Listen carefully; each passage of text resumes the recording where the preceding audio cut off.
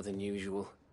It's just, back in the north, families would always make gifts when a bairn was on the way. Is that Ed is due any day now, and I don't know if I'll be ready in time. Just might be. All right then. What exactly are we making? A good luck charm. But not just any good luck charm. Not just any. No. One made from the feather of a silver chocobo. There's naught lucky in all the realm, or so we used to say back home anyway. Thing is, they're hard to come by. Had Otto and Karen check with their suppliers, but nothing. I'd try and track one down myself, only... Only the big day is fast approaching. And that's all you need, a feather.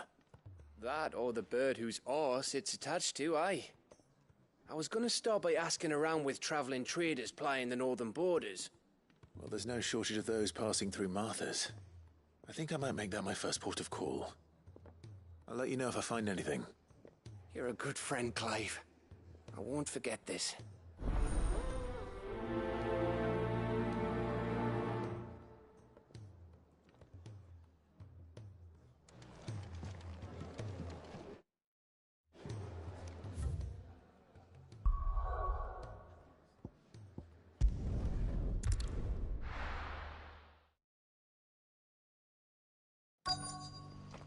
Let's hope one of the merchants here has what Gav needs.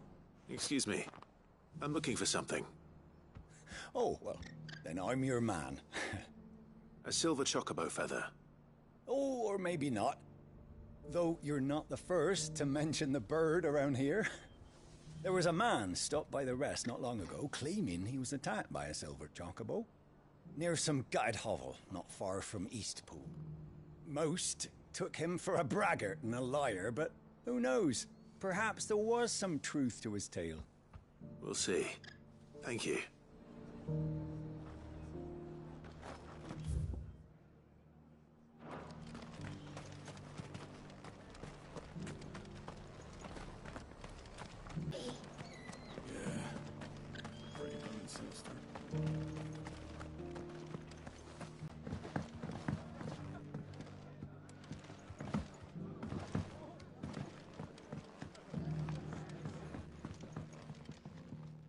Just about surviving, are you? When I was a little girl... What are you after? Fare thee well.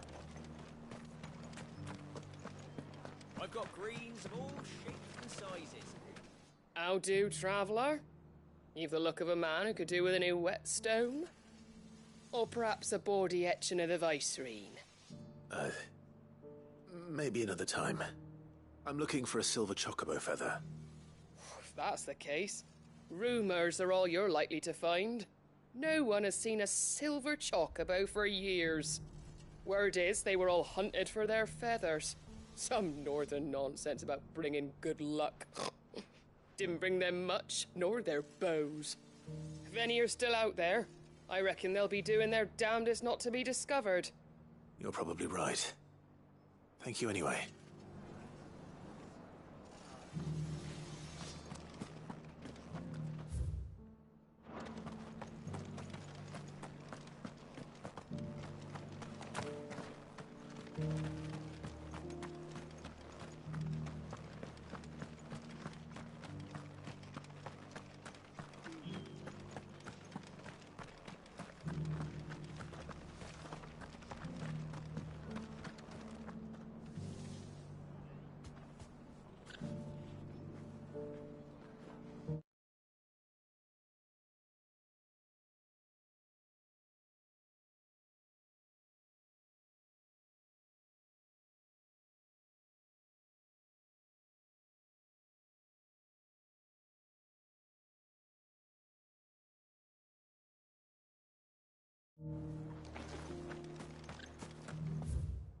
I'll build a barricade so sturdy, even a bandit girl won't.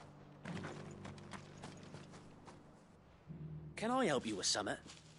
You wouldn't happen to sell silver chocobo feathers, would you? I deal in fruit, not fancies. But if it's fancies you're after, I suggest you try Rhiannon's ride.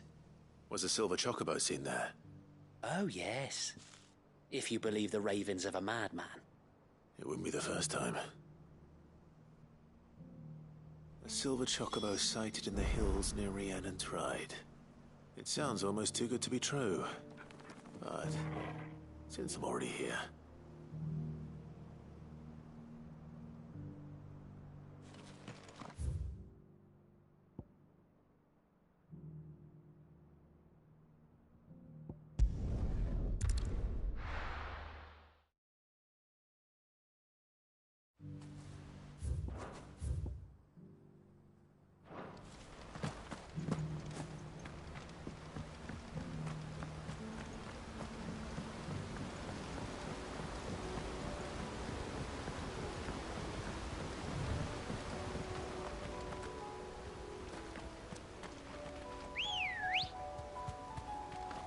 Good girl. Fly, Ambrosia. All right.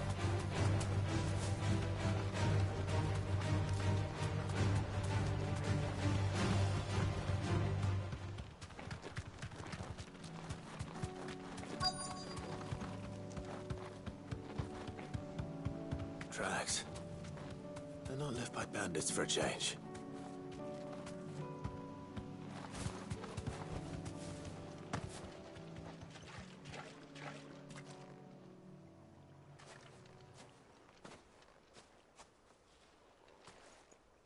More tracks.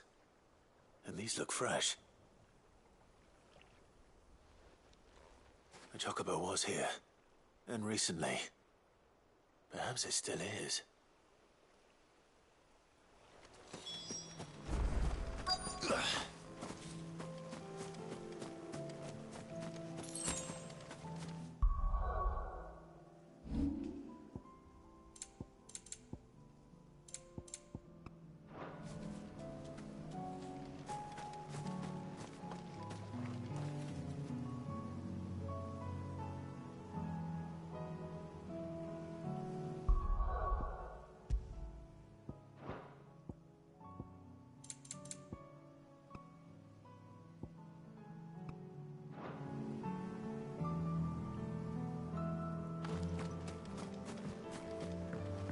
I don't hear anything.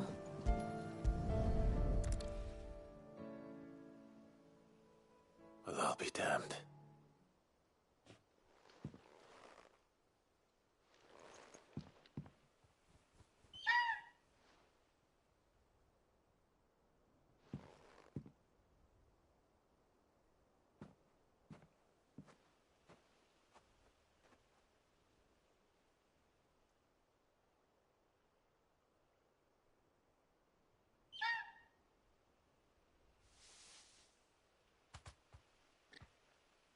It's all right. I'm not going to hurt you. Just borrowing a feather for my friend.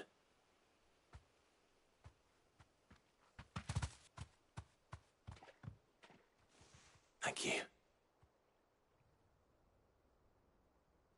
Let's get this back to Gav before they change their minds.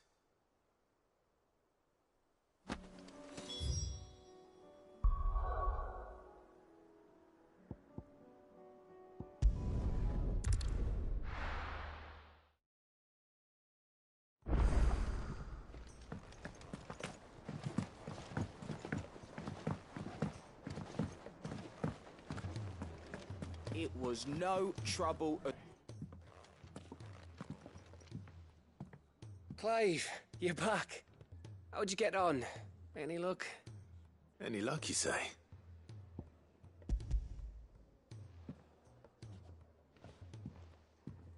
Crystal's crack. Is this what I think it is? Where in the hell did you find it? It's a long story.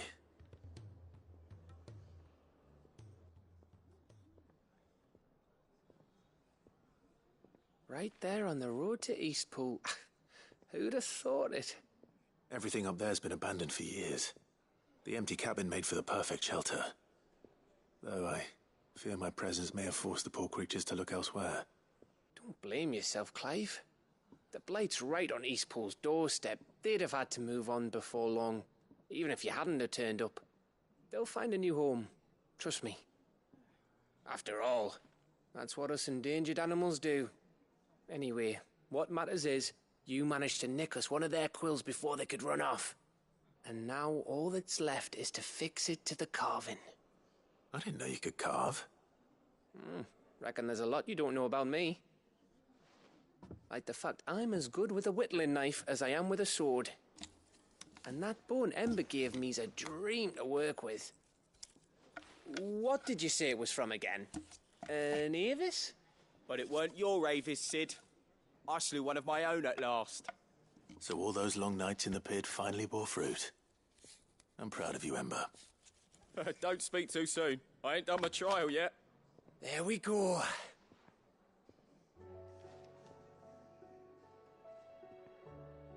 What do you think? I think if you ever hang up your scouting cap, you'll be able to make an honest living. Oh, will I? I should go and see if Ed is awake. Give it my best. You can give it to yourself. Come on.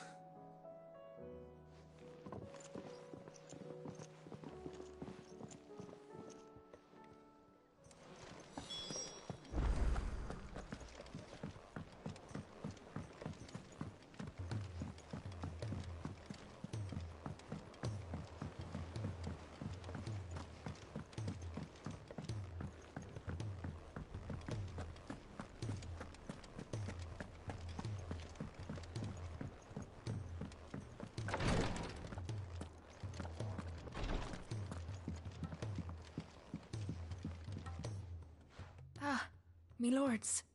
How are you feeling? Well, thank you. Is something wrong? Wrong? No, nothing like that. What it is... Go on, please.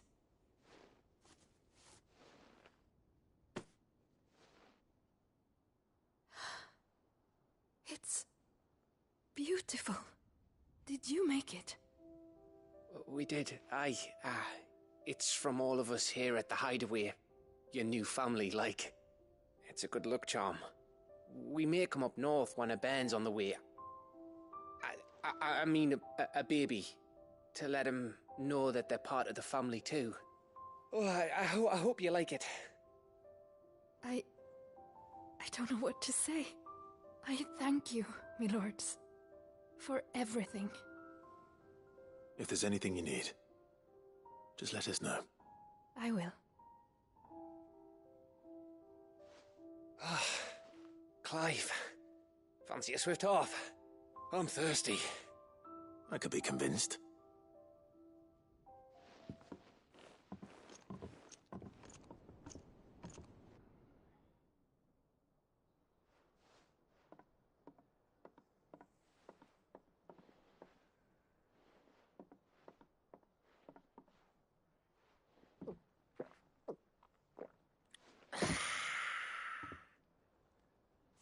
Don't you think you've had enough?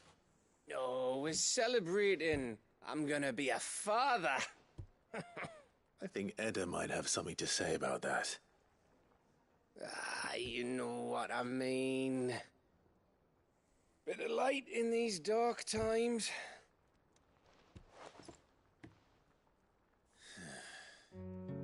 Wasn't long after me 10th name day. My mum told us she was with child again. I was over the fucking moon. I was looking forward to having a little one to lord it over. What with me being the runt of the litter. Thought I'd finally have a chance to prove to the world that I could be a big brother. Imperials came the day she went into labour. Had myself a baby sister. And then I didn't. Me whole family gone in a blink, while I hid in the cellar like the spineless little arsehole I was. Great brother I turned out to be.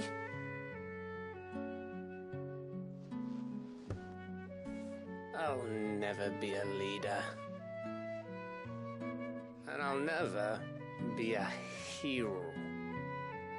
I'm just a daft little dog who comes running when his master calls. I'll never be like you, or Sid, or Jill, or even Torgal. Have you finished? Maybe.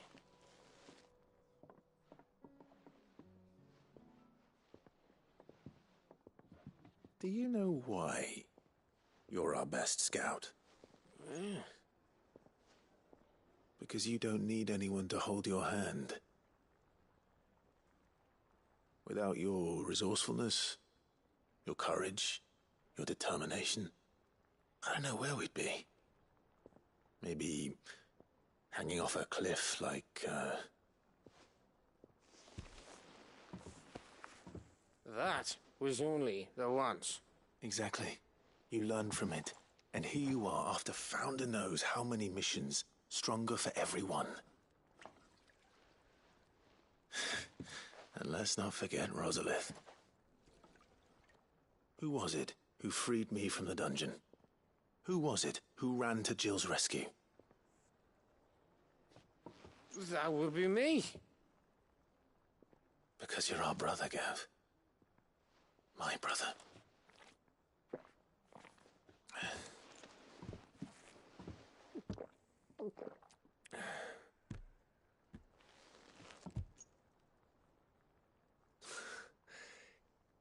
Your brother.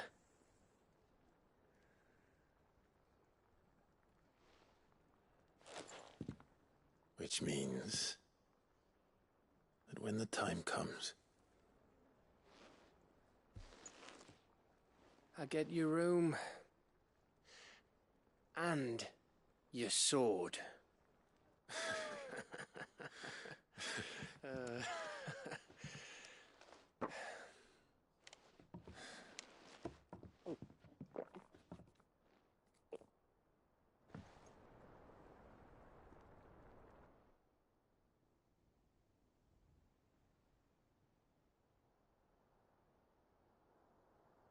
I may have had one too many.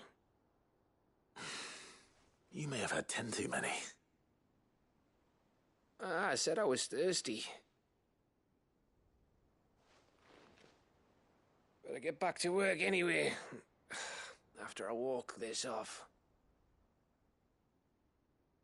Clive? What is it? Thanks for, you know. I know.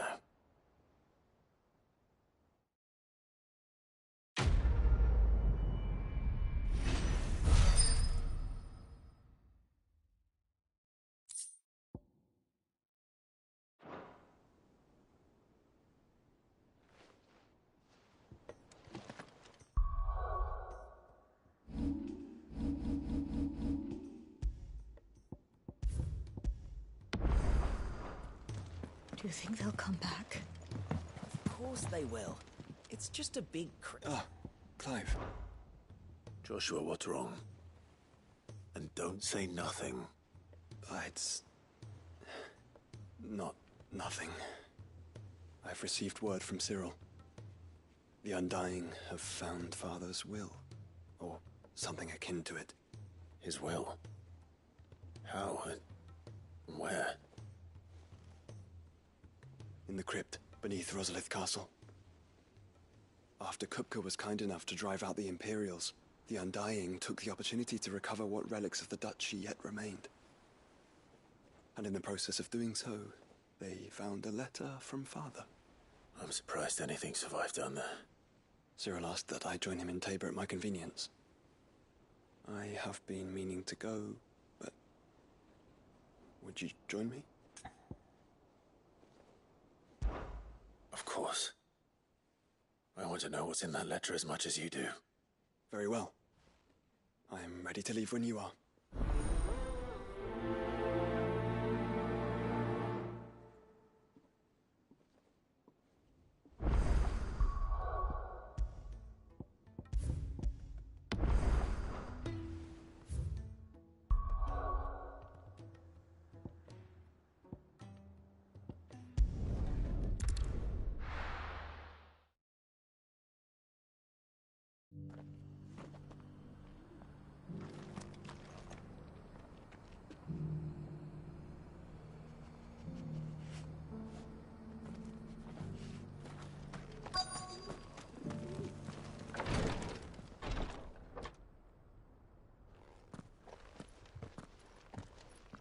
Your Grace, my lord, I trust your journey was not overly onerous.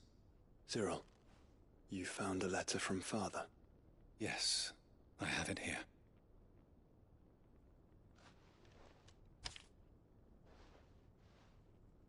If you would do us the honor, my lord.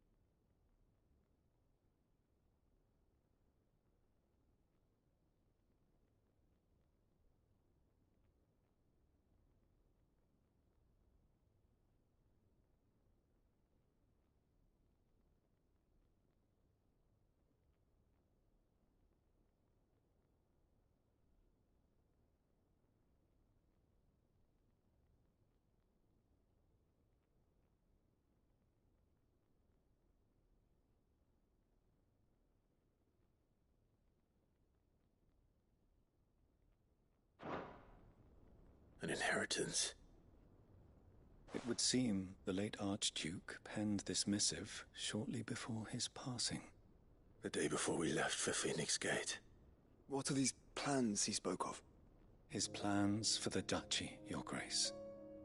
Your father entrusted them to my predecessor, the former bearer of the Burning Quill, who entrusted them in turn to me. The complete emancipation of bearers is their stated aim. But your father's dream did not end there.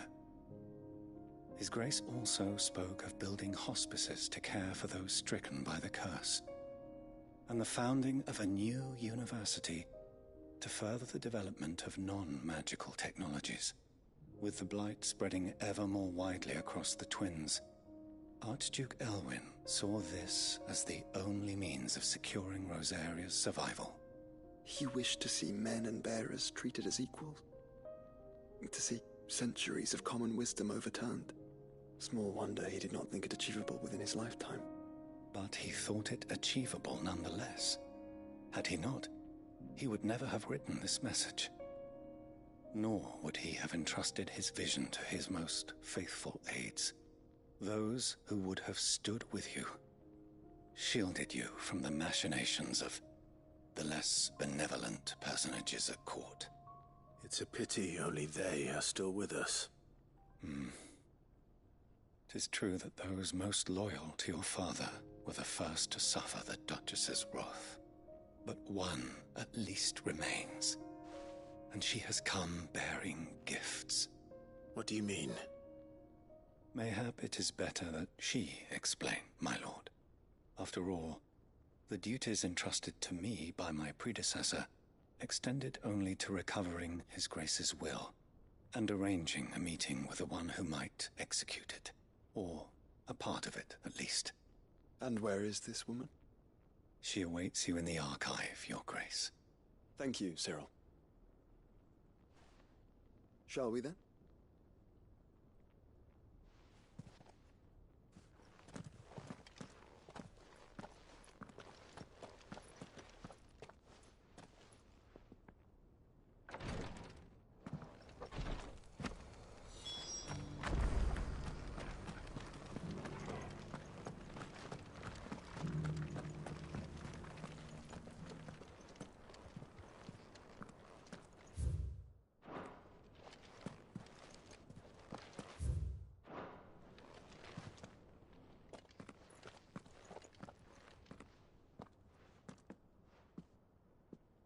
My lord, Your Grace.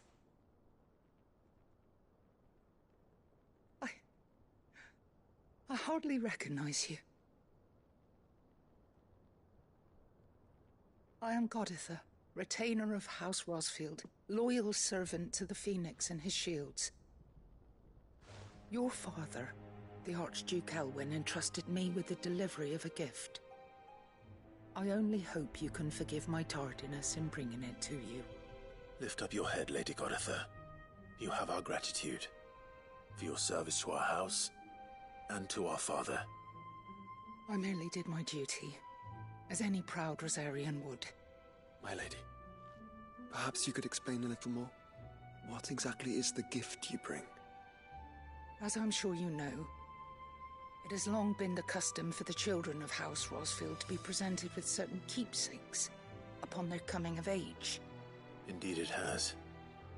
Our father often spoke of the day when our turn would come. And had he lived to see it, he would have presented you with the treasures I bear. Matching armbands for you both. Alas, he did not live. Indeed, he was taken from us even before they could be completed. He had intended to claim the Heartstone with which each armband was to be finished himself, but it was not to be. And his gifts remain incomplete. I see. It saddens me to bring them before you, as they are. It was your father's wish that you be presented with the finished articles, not these, works in progress. But with his grace long since gone, and the stone left unclaimed, I had little choice. You are grown men now, and his house is yours. And while I would not presume to insist upon your claiming the Heartstone in his stead, I know that nothing would have pleased him more than for you to do so. Thank you, Lady Goditha. What say you, Clive? What else? Of course, my lady. May our father's will be done. Oh, I am much obliged. Do you know where we might find this Heartstone, my lady? I do. Though it may be a matter of a good deal more than simply happening upon it. It is found in the bellies of elder griffins, you see. We do at least know where to find one. A certain specimen has made its nest in Titan's Wake, not far from here. A certain specimen? You are most perceptive, Your Grace. In answer to your unspoken question, yes. In fact, this is the very same beast your father meant to slay. I have been tracking its movements since you were but a boy. Were you to slay it in his stead, as men of House Rosfield, it would surely make your father proud. What say you, Joshua? What else?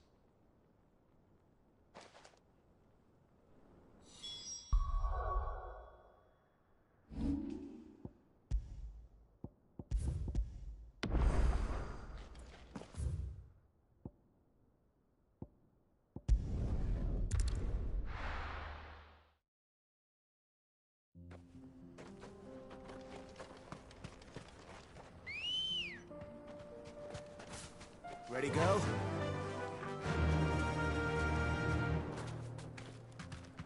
Yeah!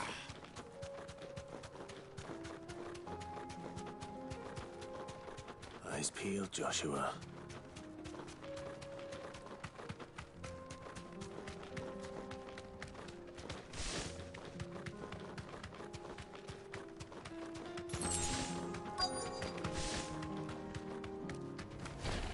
There it is.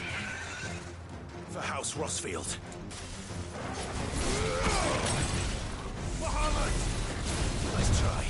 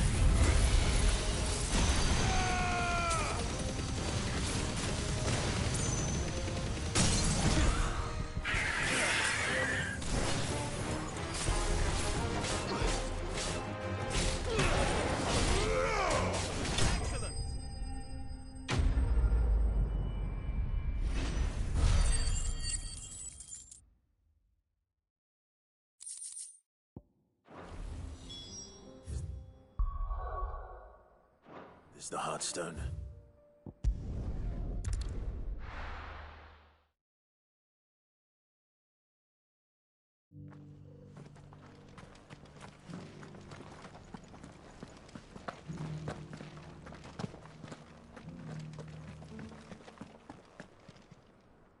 Oh, thank the Founder you were safe. The Griffin is slain then? And the Heartstone claimed.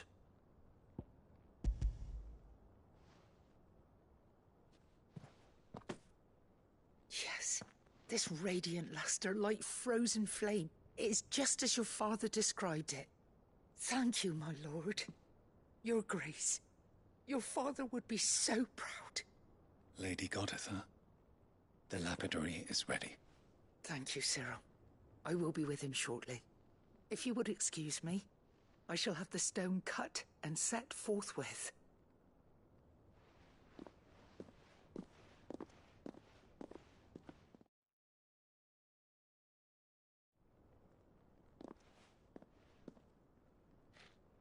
The armbands are complete. Pray, take them. They are yours, after all. Heartstone is harder and more enduring than garnet, or even ruby. It symbolizes unwavering will and devotion. And the graven vines encircling the stone represent the unbreakable bonds between you. It's a message. Father knew we had enemies both inside and outside the duchy. Enemies who would thwart his vision. Only with unwavering devotion would it ever be realized. And only if we stood together, as Phoenix and Shield, as brothers in arms. Only then might those enemies be overcome. Indeed. His Grace knew the enormity of the task he would entrust to you, his heirs. But this was more than just a message. It was a promise. That he would always be with you. Thank you, Lady Goditha, for remaining the steadfast custodian of our father's will. Forgive me, my lady, but there is something I don't quite understand. The Undying told me that after Father died, Mother claimed all of the ducal treasures for her own. Even if the armbands were incomplete, she would surely not have overlooked them. So, how were you able to keep them from her? Because I was the keeper of the vault. Though I was but a lowly servant, your father spoke to me of his intentions for the bands, of the deep love he had for both of you, and his hopes for your future. In the days before the disaster at Phoenix Gate, I discovered that the Duchess had ordered her jewelry be sent away from the castle. It was then that I knew she meant to betray us. I tried to warn your father, but it was too late. When word of the fire reached Rosalith, I knew my time was short. So I took up the armbands and I fled into the night. And thank the Founder you did. Yet my duty to your father was incomplete. Not knowing what else to do, I followed the Griffin, thinking I might claim the Heartstone on its passing. And so my pursuit continued, until Lord Cyril appeared before me. He informed me that his Grace's will had been recovered, and that his sons were alive and well. Lady Goditha, on behalf of my father and all the people of Rosaria, I thank you for your loyal service. As do I. Thank you, my lord. Your Grace, for coming back to us, for giving my service meaning.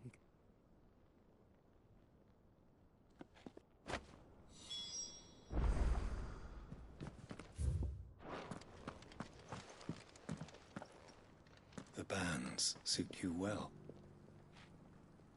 It must be gratifying to finally receive the inheritance that was denied you for so long. It is. And we thank you for the part you played, Cyril. If you would permit me to play my part a little longer, might I suggest that you make your way to your father's memorial atop Hawk's Cry Cliff?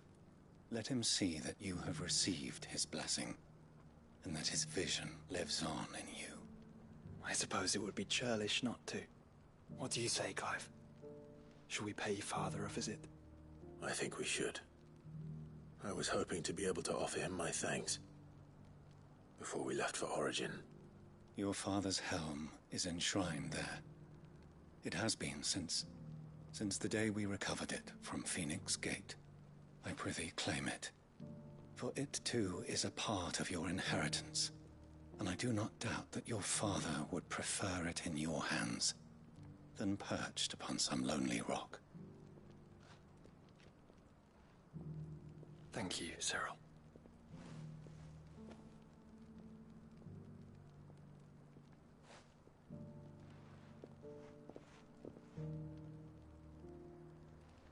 Come on, Clive. He's waiting.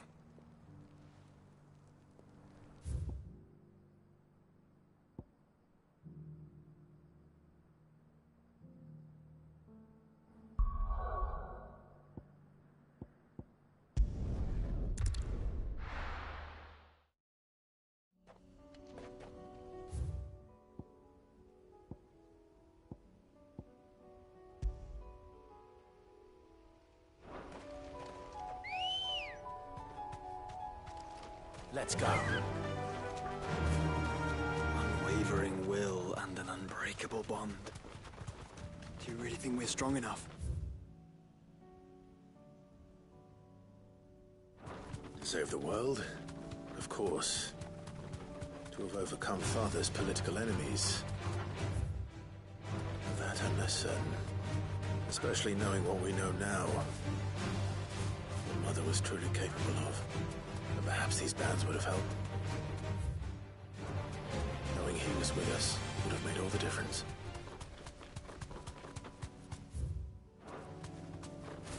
It's just back there.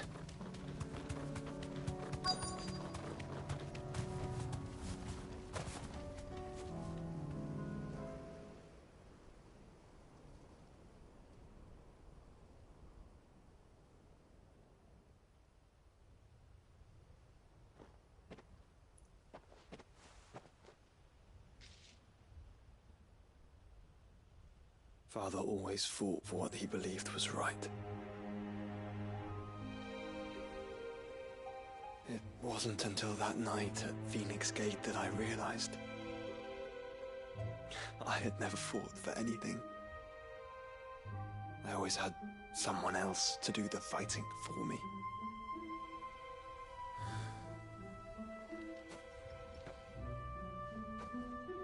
No matter how fate conspired against him, he never lost heart, never looked back, never stopped fighting.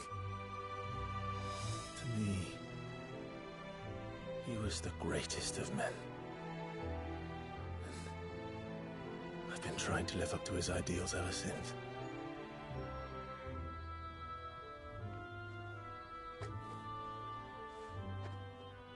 We all have, Clive. We all have. And we'll keep trying. Because that's what he would have wanted. What he would have done himself. Even if it meant standing against the very gods in the heavens. I shall be borrowing this, Father, if I may. That you might watch over us as we follow in your footsteps.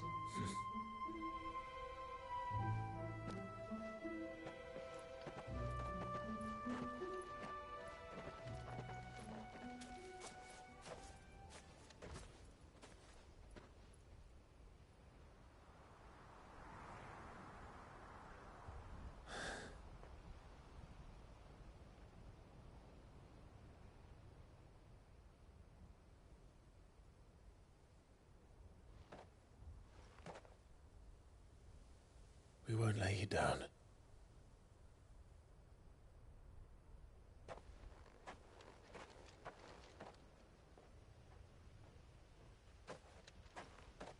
Onward then. Onward. To the end. And to a new beginning.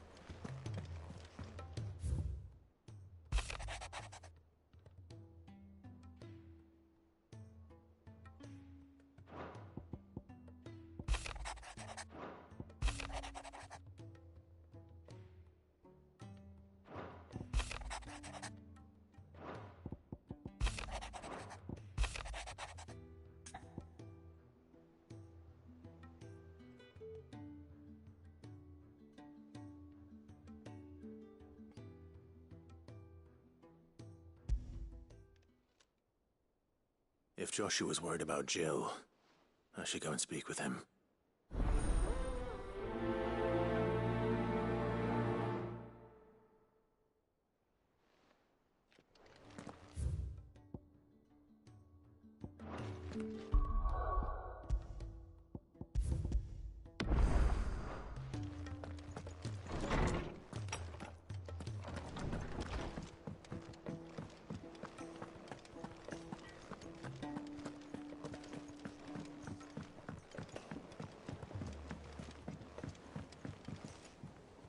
Joshua, I read your message. You're right. Jill is different. I don't think I'd realized how different, but since we returned from Drake's spine, I've felt it more and more. I suppose it's not hard to imagine why. She doesn't think she belongs anymore. And that's why we need to remind her she is still one of us. To let her know that we still need her. Now more than ever. That you still need her. But how to do that? When last we were truly close, we were but children. Of course. Do you remember the time we accompanied Father on his annual tour of the Duchy? And Jill and I broke from the procession to ride up Man's Hill. To see the snow daisies, I remember. It was the first time Father had allowed us to join him. And when he realized you were missing, he had the entire retinue down to the pot boys combing the countryside. In the rain. A thunderstorm forced us to take refuge in a grove of oaks before we'd even made it halfway there. It was the Lord Commander who finally found us, and needless to say, he was none too pleased. Then it seems you and Jill have unfinished business. What do you say? Man's Hill. It's not that far. Oh, true. Though I suspect it is also much changed. Little in southern Rosaria remains as it was when we were children. You're saying I should go and scout the area for bandits? I'm saying we should first go and see if there are actually still any snow daisies left. What would you do without me, Clive?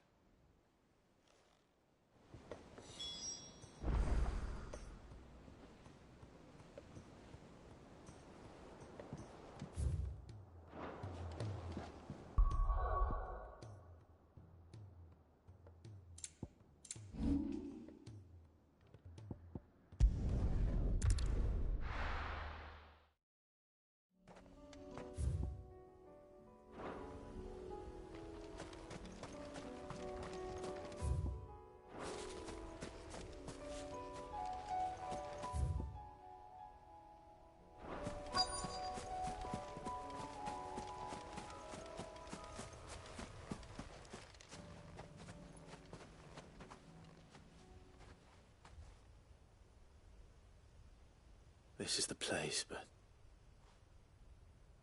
I'm sorry, Clive.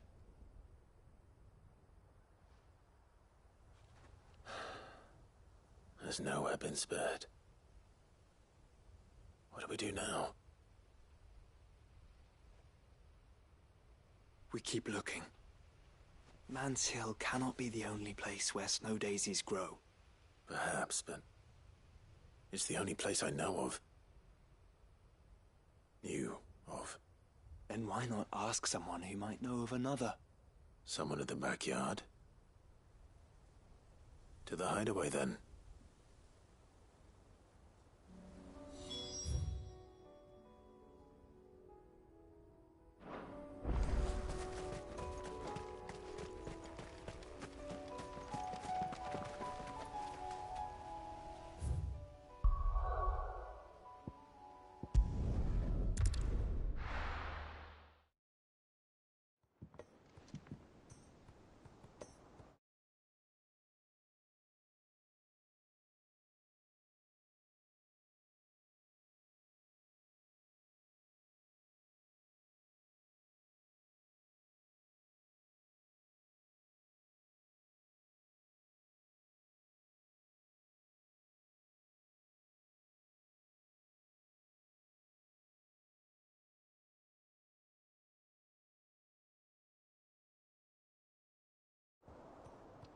Let's hope one of the gardeners knows where to find snow daisies.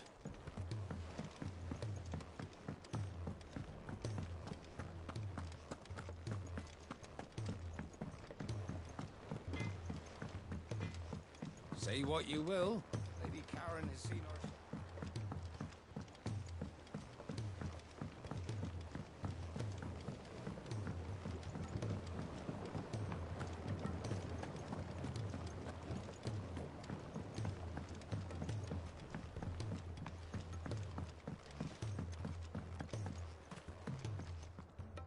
Oh. What brings you down from the heavens, Sid? I need your advice. Joshua and I are looking for a place where snow daisies grow. Preferably in abundance. Snow daisies. Then you'll want somewhere not too hot and not too cold. And where the winds are strong enough to carry the seeds. I reckon Man's Hill would be a good place to start. There in the Royal Meadows, perhaps? Both have similar climbs and the right elevation. If the Blight hasn't claimed them yet. Right. Thank you. Did you learn where we might find our flowers? The gardener here mentioned the Royal Meadows in Sambrek. Ah, the fields beyond Northreach. Well, if that's the case, then Yote was right. I recalled that she kept a record of our travels, you see. So I asked her if she'd perhaps noted anywhere that snow daisies grew, and she mentioned Oilefeist Bay. Whose shores border the meadows. Off we go then.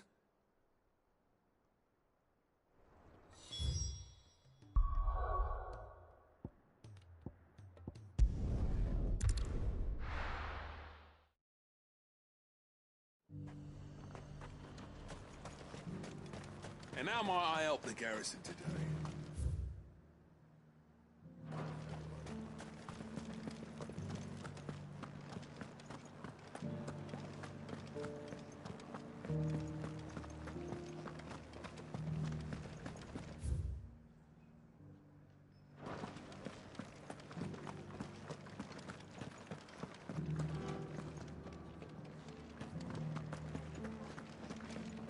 Haven't seen any of those beastly blue-eyed fiends of late.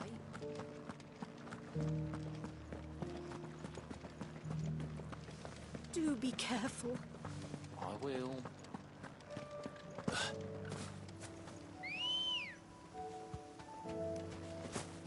Let's go.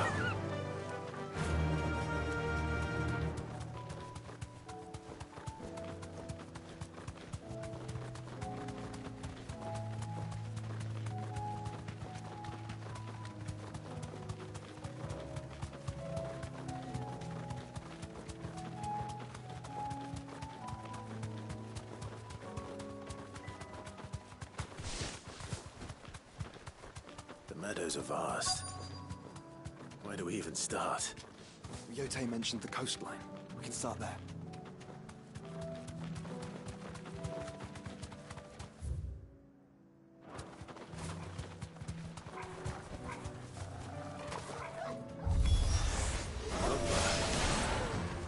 You see them? I do. The flowers and our friends.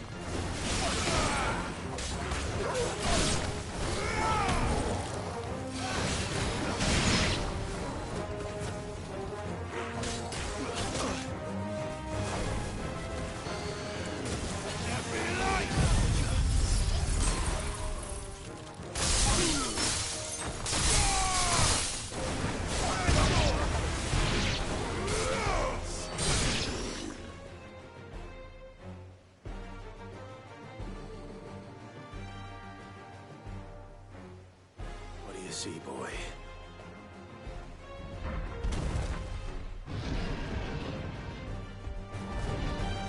Let's hope this is the last one. Only one way to find out.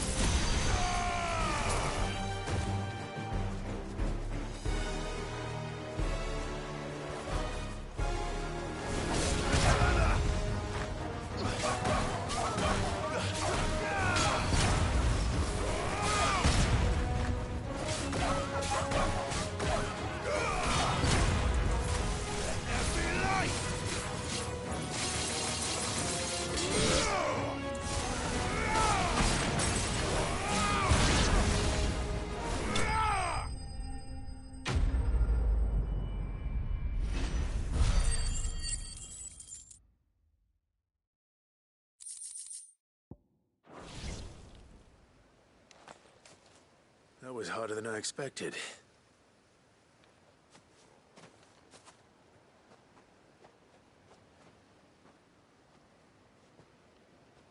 But Founder, it was worth it.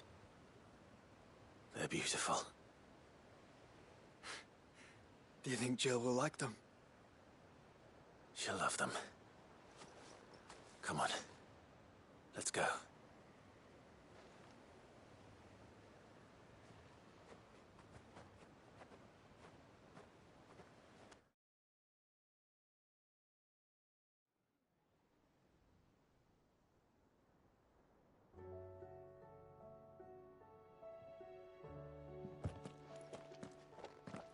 It appears my work is done.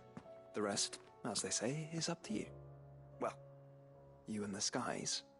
We wouldn't want another thunderstorm now, would we?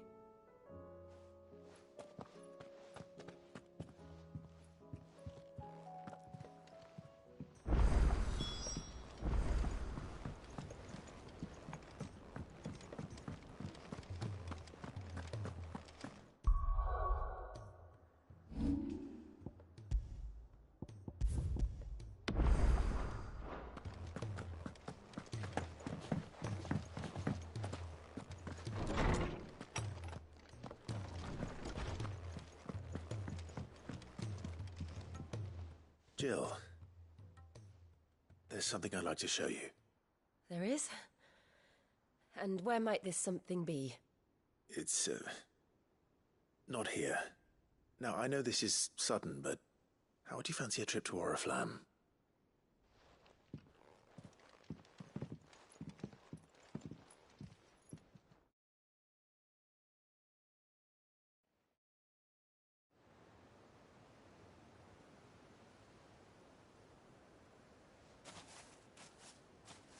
There are so many. This is what you wanted to show me.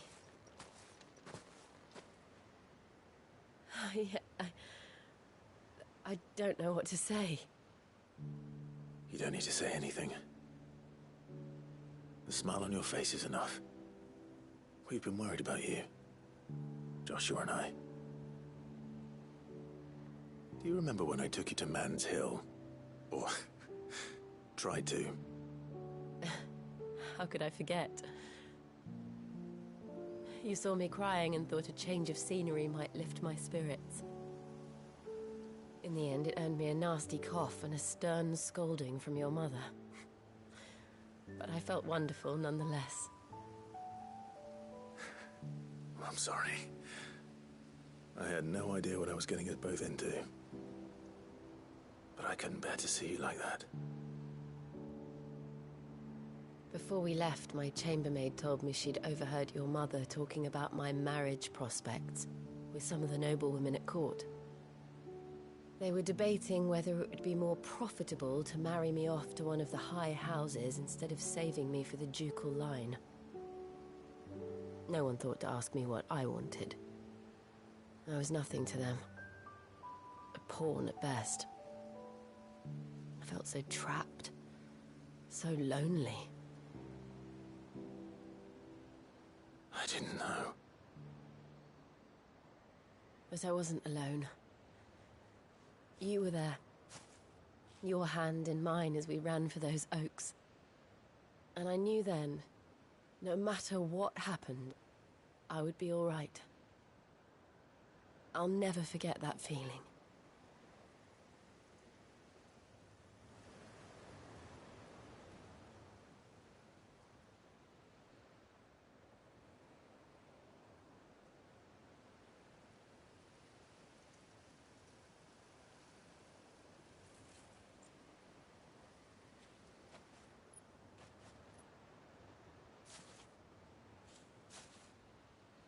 Before we broke camp, the morning after the storm, do you know what I did? No? What? I slipped away from my governess to climb the tor. And from there I saw a sea of petals, all reaching for the sun. And I realized No matter how terrible the night, dawn would always come.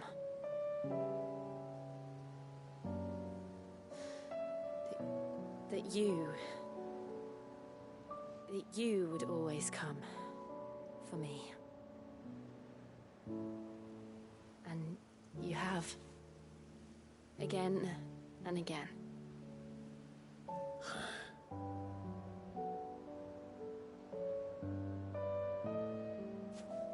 Where do you see us? When all this is over?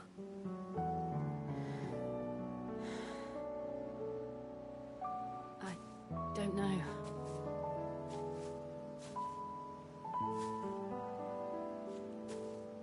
Not here, though. I think I've outgrown the twins. After everything we've been through, the realm just seems so small. I'll need some space to spread my wings. Then that's what you'll have. And I'll stop at nothing to see that you do.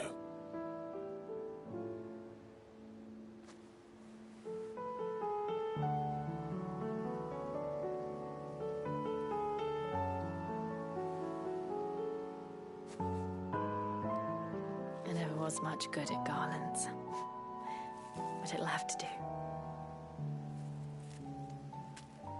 I'll treasure it forever. Thank you, Clive. For this, the flowers, for everything. It's exactly what I needed. You are my treasure.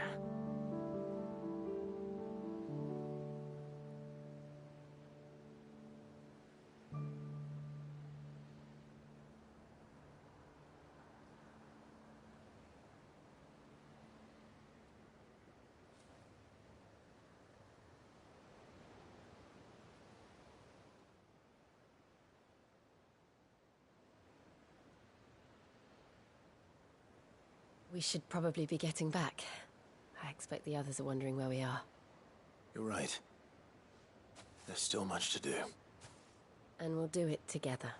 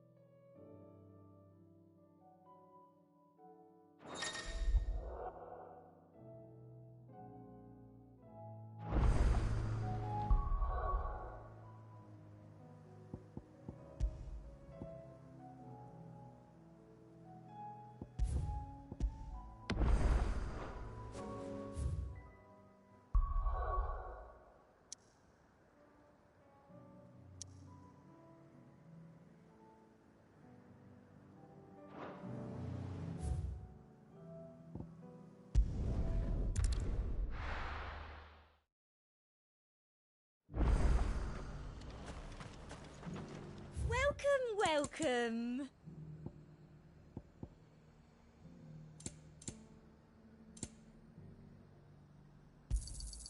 You've a keen eye.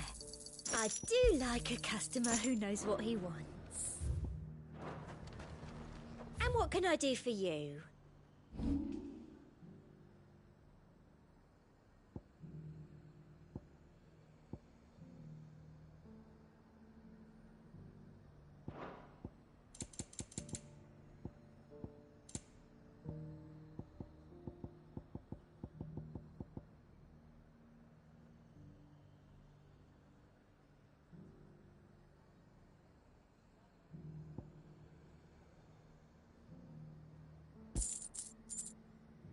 And a fine, fine day to you.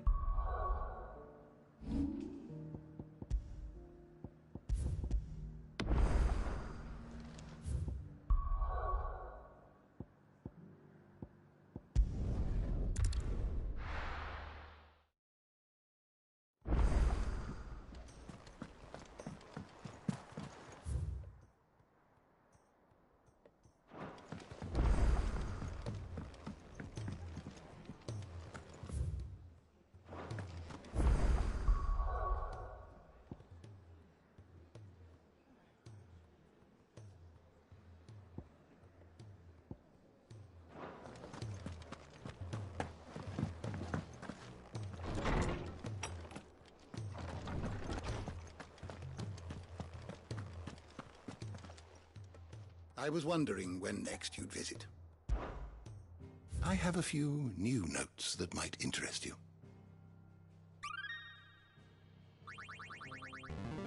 Now this, I believe you will find most interesting. What subject shall we consider today?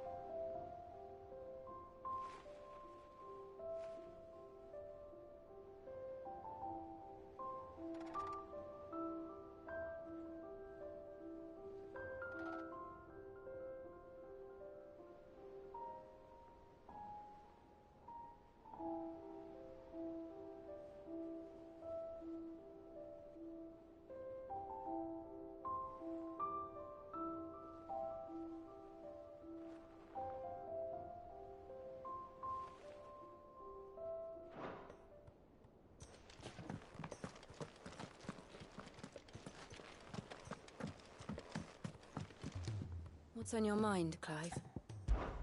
Somewhere. I know. Thank you. And so for now. Right.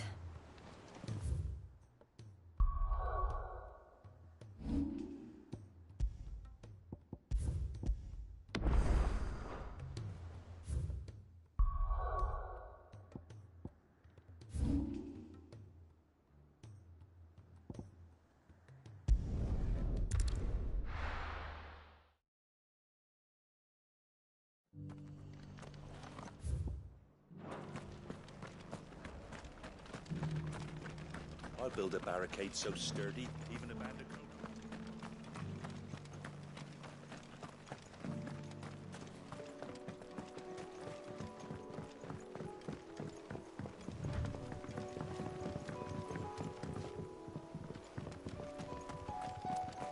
Can hardly make out a blooming thing. All for a sunny day.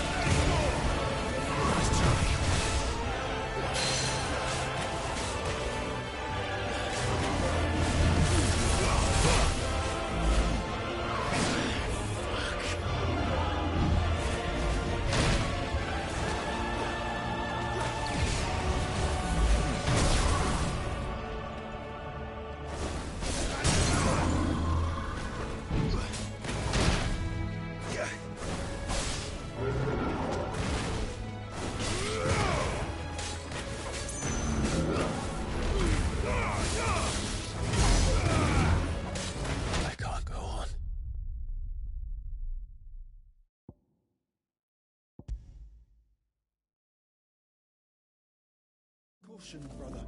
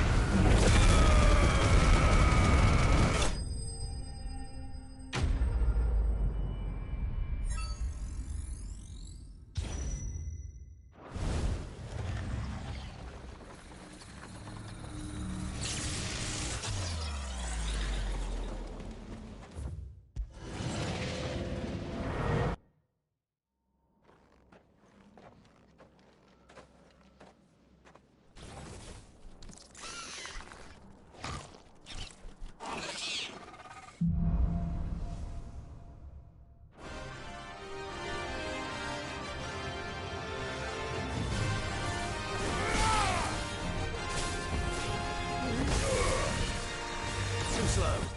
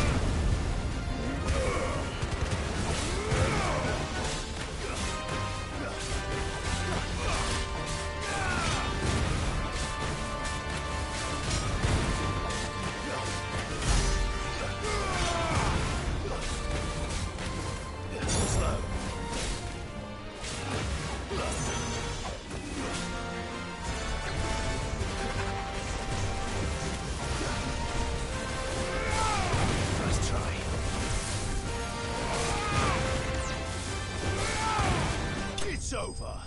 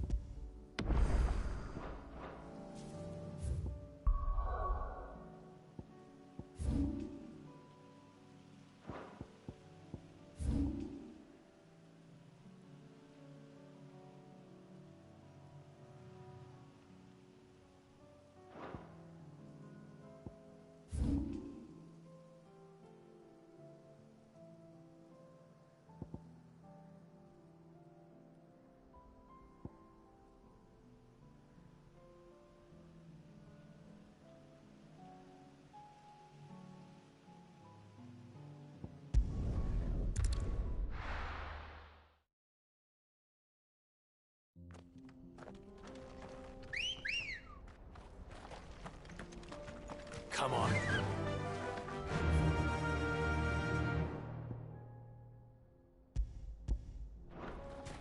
Faster!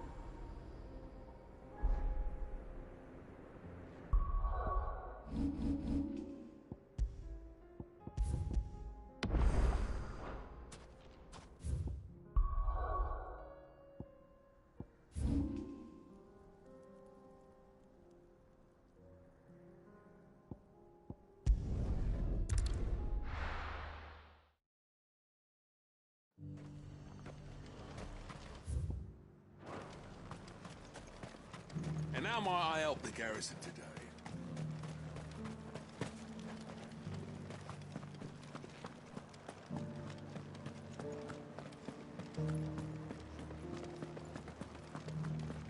Looks like you've got first.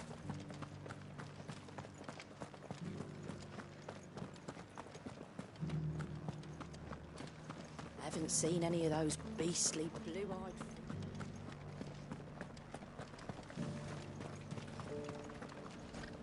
Do be careful. I will.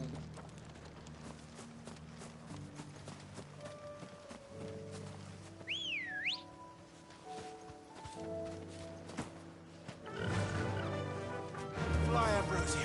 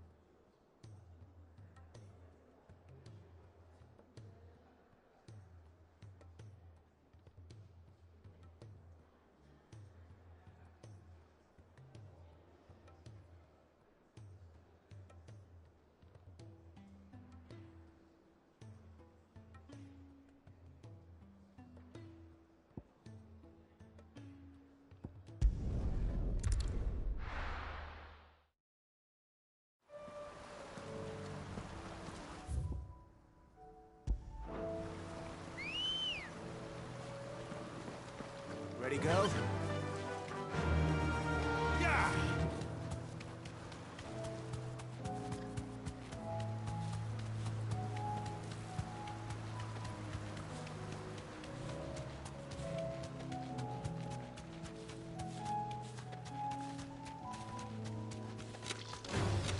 Enough of you, are there? Straight home now.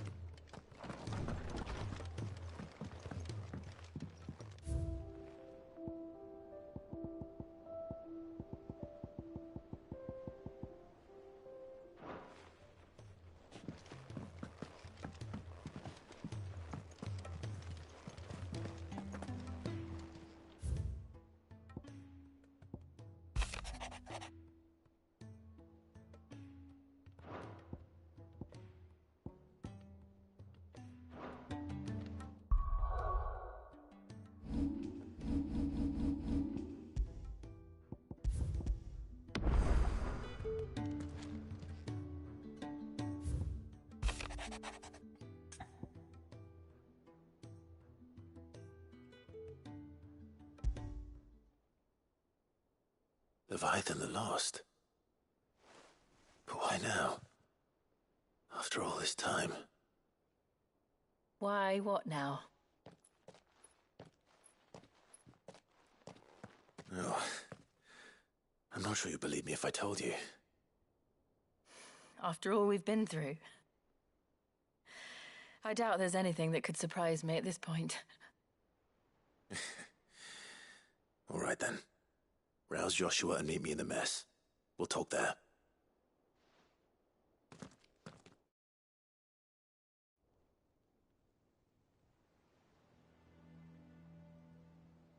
I see we're all here. So, what is it this time? I'm not sure yet. The letter delivered to my chambers omitted a few crucial details. Do we know its provenance?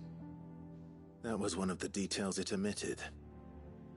But whoever the sender was, it seems the dame held them in high enough regard to point them in our direction. The dame?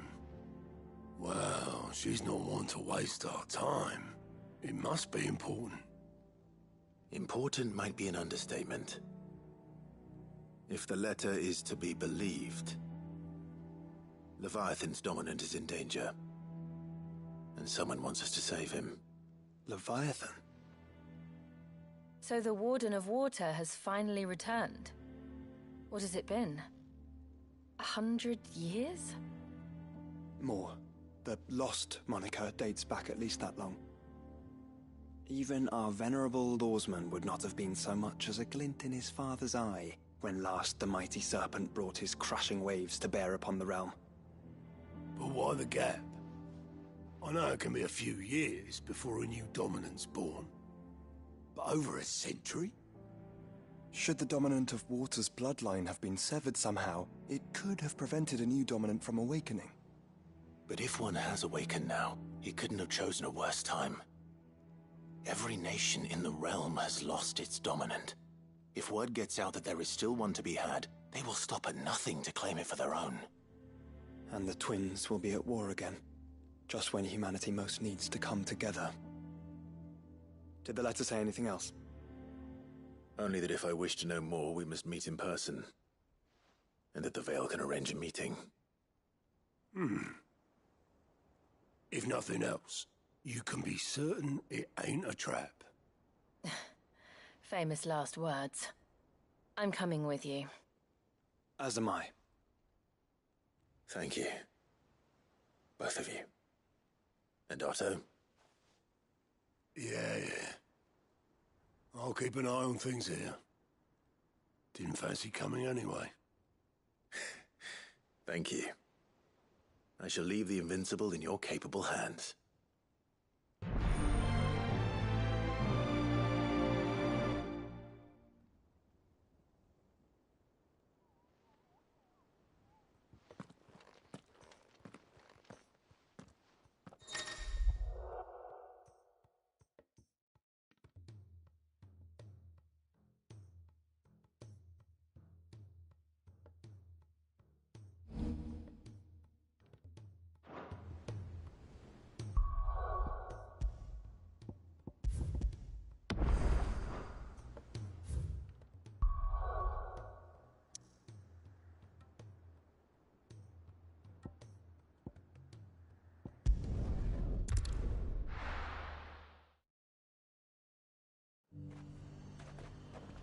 The garrison said they'd take another 100, hadn't he? To the Veil it is, then.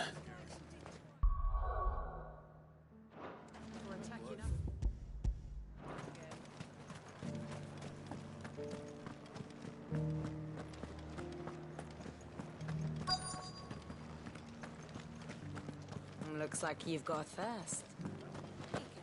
But enough talk. Fancy a peek behind the veil, my lord? I'm looking for a Layla. You found one. So, will your friends be joining in? Or just watching? We're not here for your services. We simply want to talk.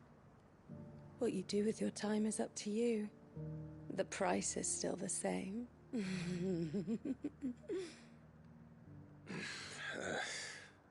We're here about the letter.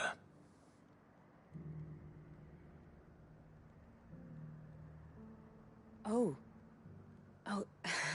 Sorry. I suppose you'll be wanting to know who wrote it then.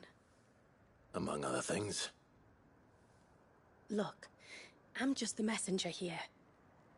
There's only so much I can tell you. Specifically? A location, north of town, on the shore of Isle of Feist Bay. There you'll find a tent, and the woman who can answer your questions. And that's all? Nothing else? Actually, one thing. There's more than flowers in the meadows these days. So keep that sword of yours to hand.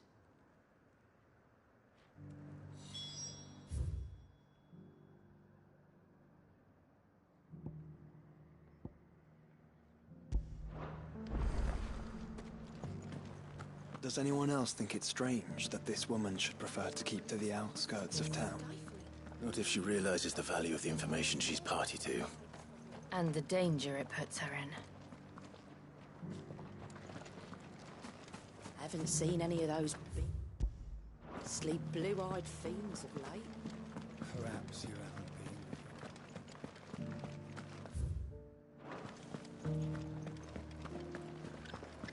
been. Do be careful.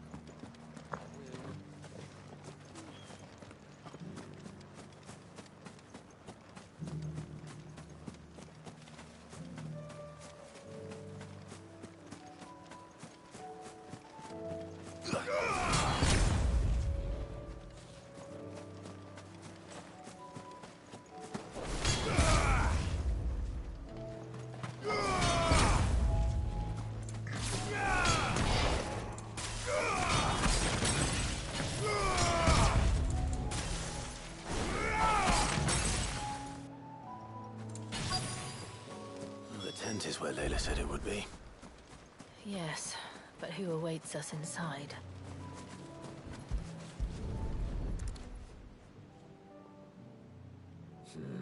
It's empty. Why am I not surprised?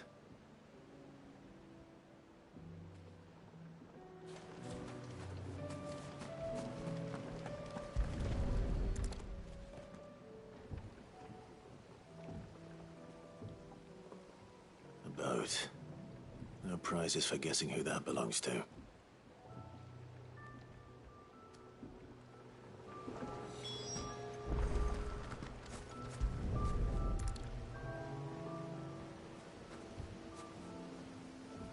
The embers are still warm.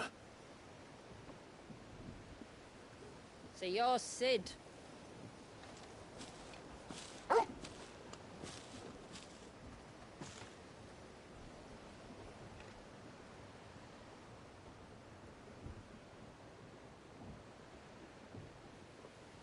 I suppose I must be.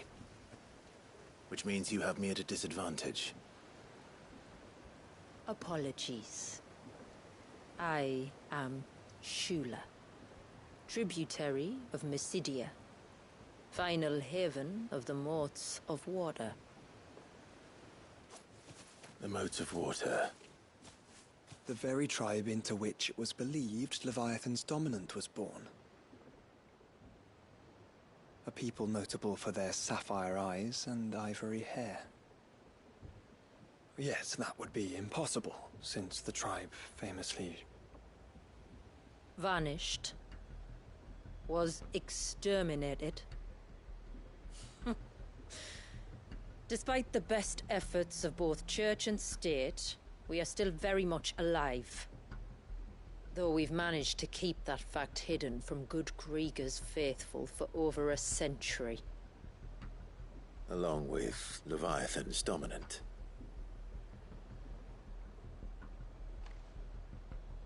That wave out there. What do you know of it? The Surge. Only that it's been there a long time. Since the fall of Drake's Eye almost a century ago. Some claim the two are connected, but none can speak with any certainty. So in other words, you know nothing. Not that I'll hold it against you.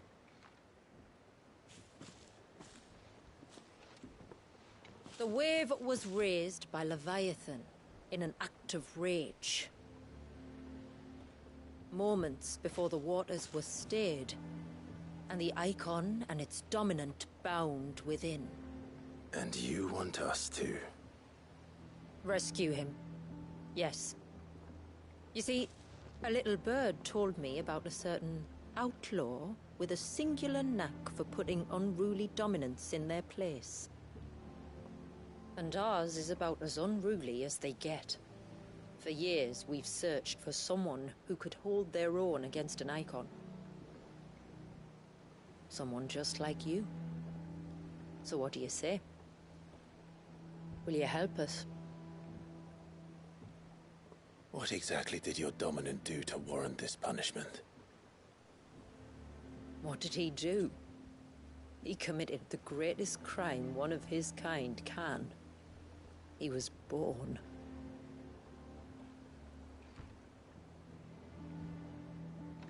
But he deserves a better fate than the one my people forced upon him. He deserves to be free. As do we all. Very well. Far-fetched though your tale may seem, something tells me you speak in earnest. So we will do what we can for your dominant. But first, you will tell us everything you know about him and the means of his imprisonment. I can do better than that. I can show you. Care to take a trip across the bay? My people await you there. Lead the way.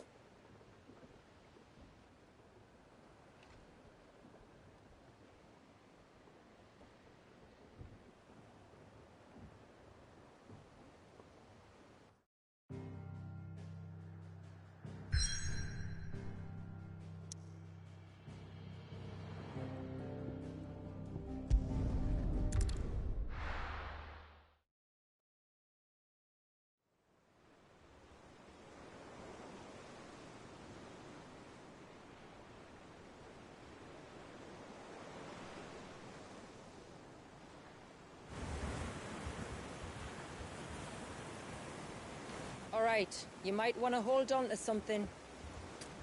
We're coming up on the wall, and passing through can take a bit of getting used to. I don't see any wall. Of course you don't. That's the point. It's a glamour woven by our ancestors to keep our village hidden from prying eyes. But don't take my word for it. Watch.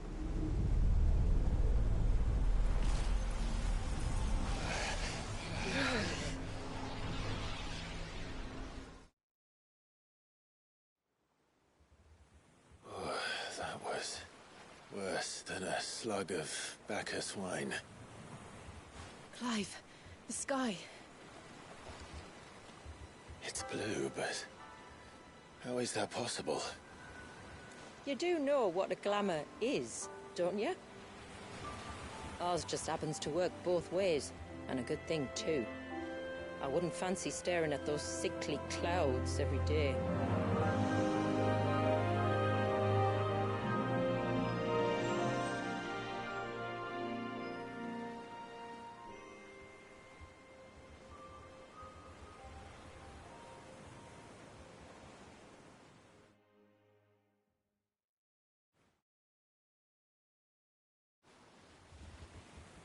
And that concludes our little voyage. We're here.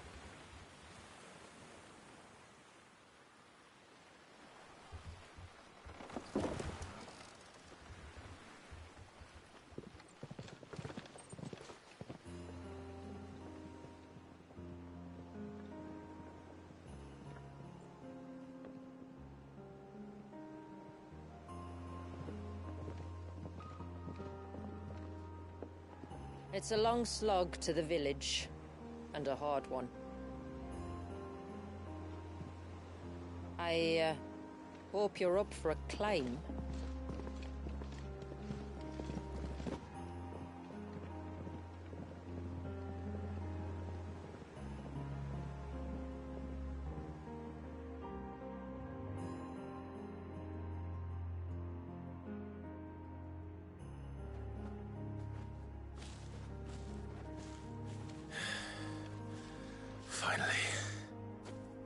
What?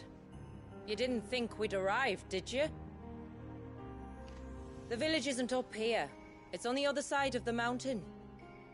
Of course it is.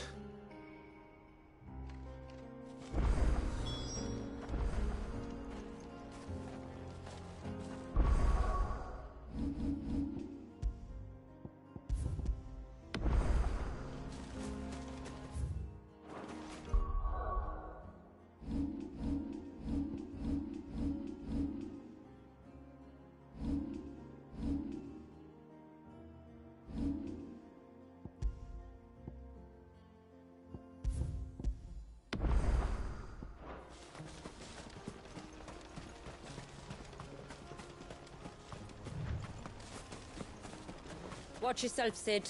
This path can be treacherous. If not for the sheer drop, then for the beasts who prowl it. Thank you for the warning.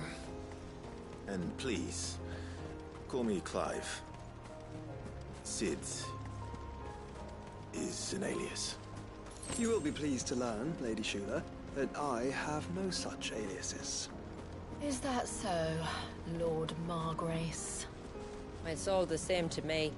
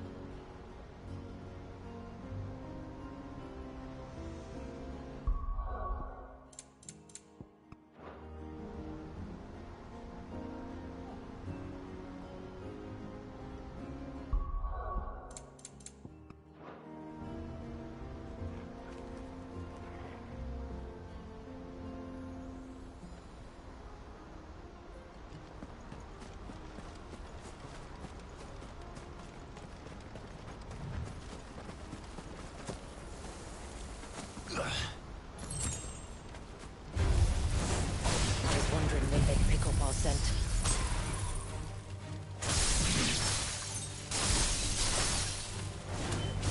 Stand back. We'll handle this. Oh, will you now? Shall I keep my acts and spells to myself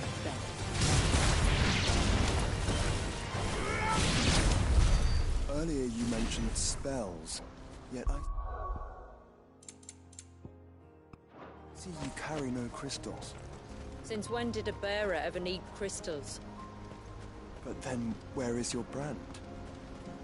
Waiting for me in Sunbreck, if I ever get careless. And it's in for a long wait.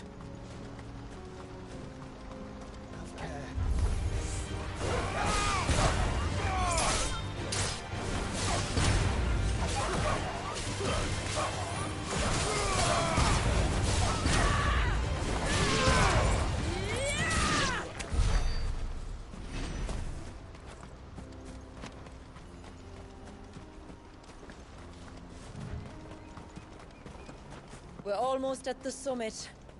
From there, you'll have a better view of our home.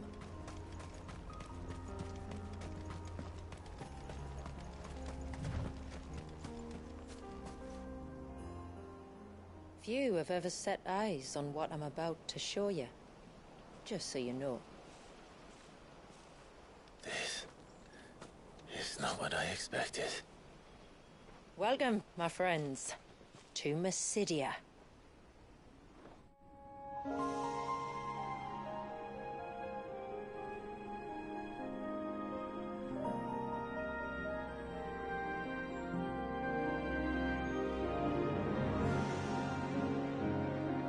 It's been a long time since I saw the North looking so... alive.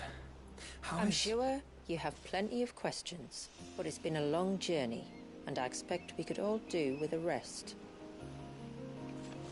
Our humble village is only a short way from here, if you'd care to accompany me. Let's get ourselves in front of a fire, and I'll tell you everything you need to know.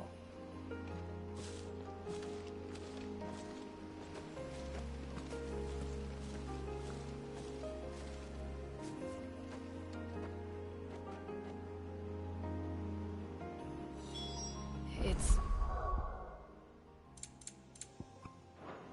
beautiful, Shula.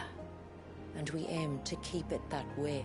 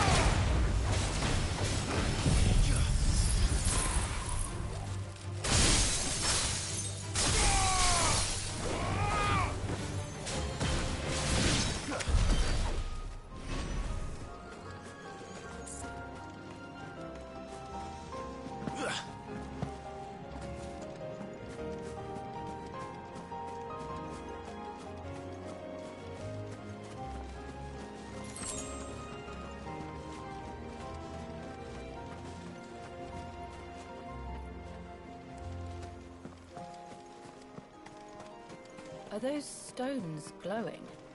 That's one of the cairns which maintain the glamour. Steer well clear.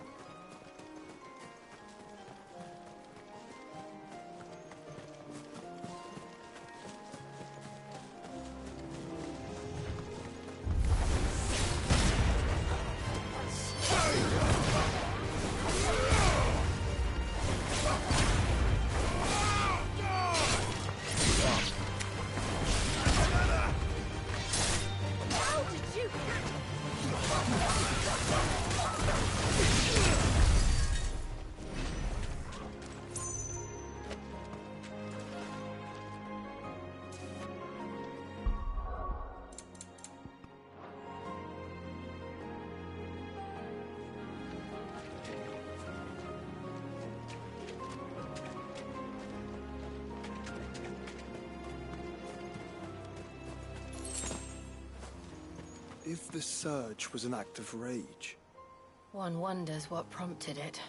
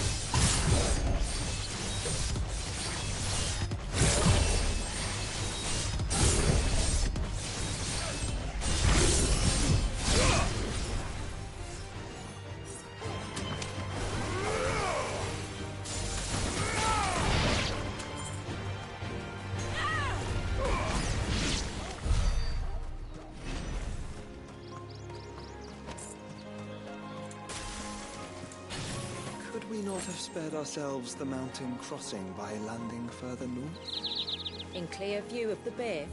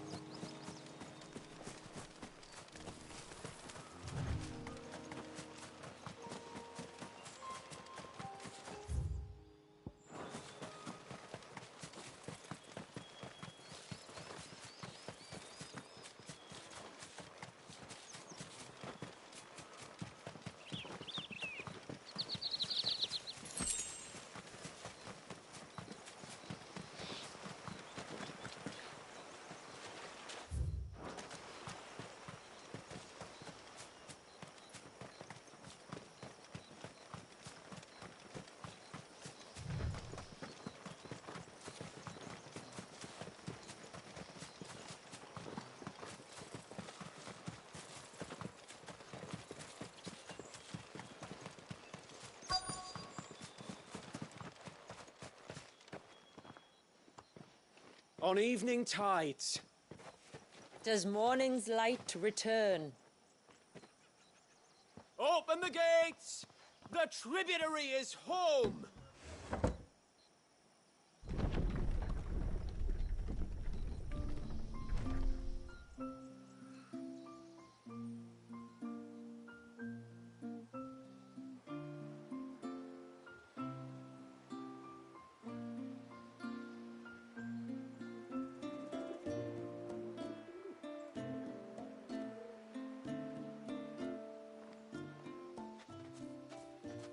Outsiders?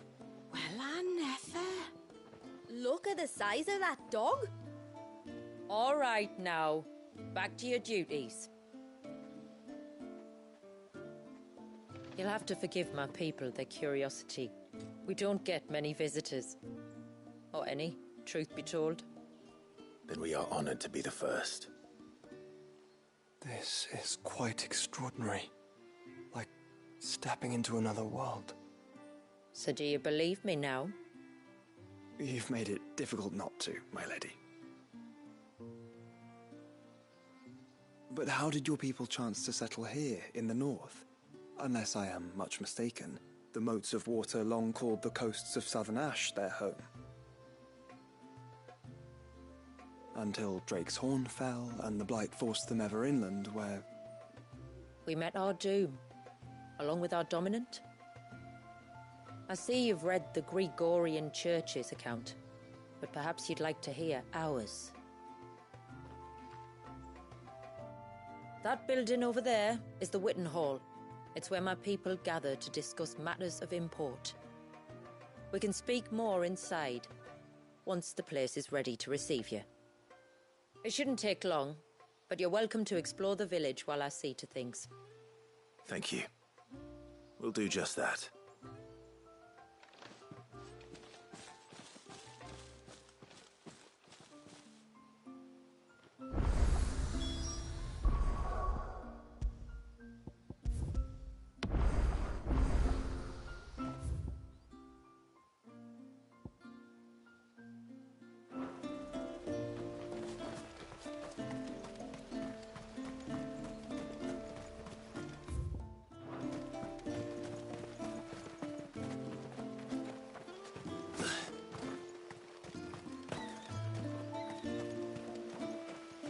The stalks are thin, the leaves limp. We should dress the soil with dung and straw at once, or I fear for the autumn harvest.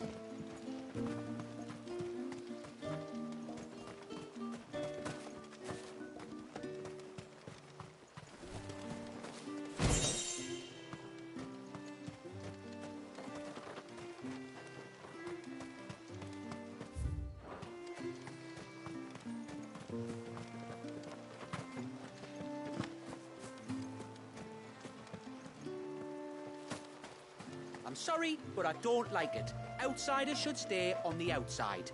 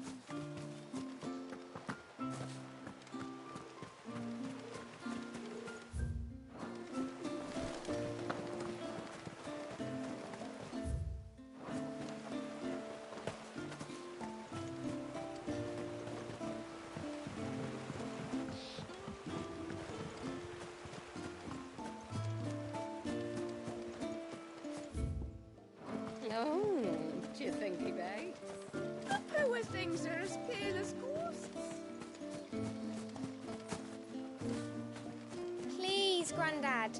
Tell us another story about the witch.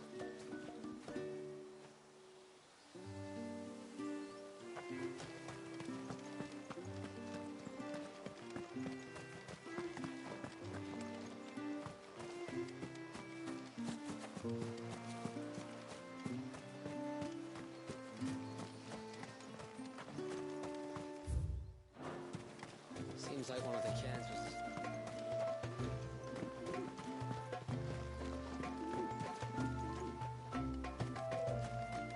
Did you hear that, girl? You're going with father today. If you don't mind, Mother. The tributary is in the Witten Hall, as you should be.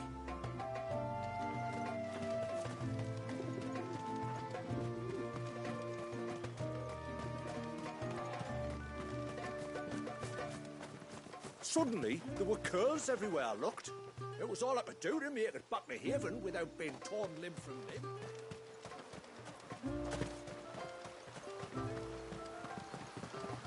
How long do you think this bridge is? Ma'am, I want to play with the others. Well, you should have thought about that before making such a mess.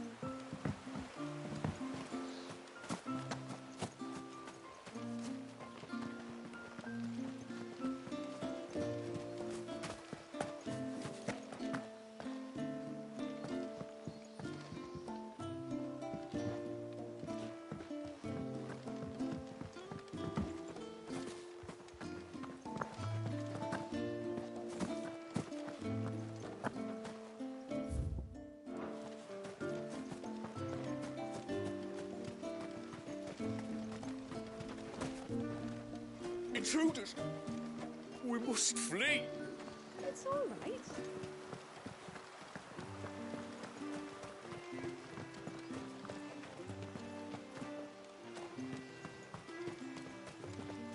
Welcome to Haven.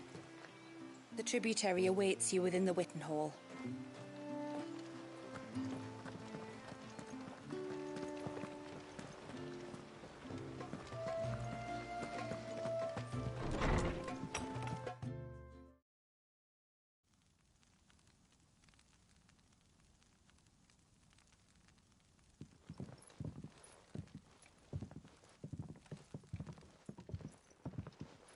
So what do you think of our little haven in the woods? It might not have all the comforts of a southern settlement, but at least it's ours. And there's a lot to be said for that. It can't have been easy keeping this place a secret. Not easy, no. We've dedicated our lives to maintaining the glamour that conceals us. Us and Walyas. This man, Walyas, is he Leviathan's dominant? That's right. Though he's no man, Walyas is still a baby. A baby? Forgive me, but you said that the Dominant and his icon were bound inside the Surge almost a century ago. That would surely make him older still. It would, if he'd been allowed to age. But the spell robbed the poor bairn of even that. I'm sorry? Walyas was the son of my great-grandfather. Leviathan awoke within him almost immediately, but instead of allowing the lad to live out his life as a valued member of the community, my ancestors sought to put his power to other uses. Sadly for them, the Icons sensed their treachery and summoned a wave so large it would have swallowed the entire village if my ancestors hadn't stopped him. Then it is not the surge that binds the child, but time itself. Yes. Forgive me. I'm still not sure I understand. I'm not surprised. It isn't the easiest thing to explain. Which is why it might be better if I took you to see him. Show you exactly what he has to endure. That is why we came. Then let us be off. There's a road that leads north from the village. It'll take us right into the Surge.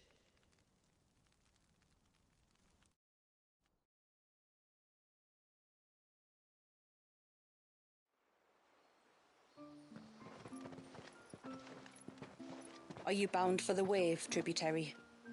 We are, Delina. Have you spread the word about our guests? I have. Everyone knows to treat them as family. You shouldn't have any trouble now, but just in case, I would have you accept this symbol of our people.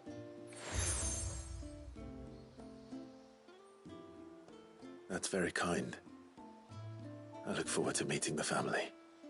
The feeling's mutual. Should the tributary be indisposed, feel free to ask me any questions you might have regarding the village, and I'll do my best to answer. Thank you. We will. Then I bid you good tide.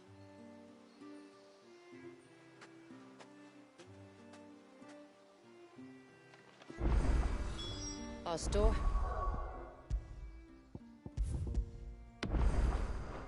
Lies across the bridge. If you're short of supplies, you may find what you need there. But we will have to ask you. You are Sid, aren't you? The man the tributary told us about? I wonder if you could help me. With what exactly? Oh, nothing too troublesome. Do you know my husband, Pavat? He's the village smith, among other things. Anyway, his name day's not far off, and I wanted to make a gift for him.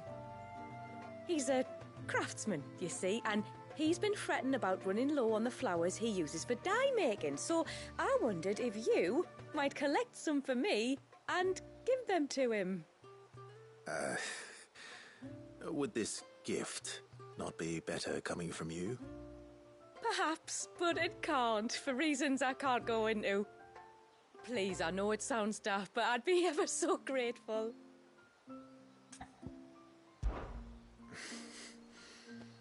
Fine. Which flowers does your husband need? The sweet little blue ones that grow around the fount. Elder's blessings, they're called. We use them to dye our fabrics so we always feel close to water like they are. You don't need to go to the trouble of picking them yourself, though. Just speak to the field hands and ask them to share their harvest with you. 2 basketfuls should be enough for my husband to be getting on with. 2 basketfuls it is.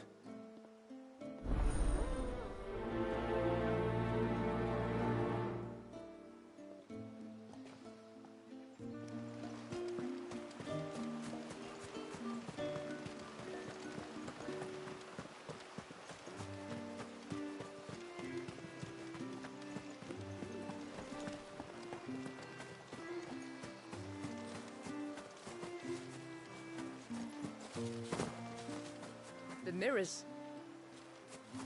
My people believe this.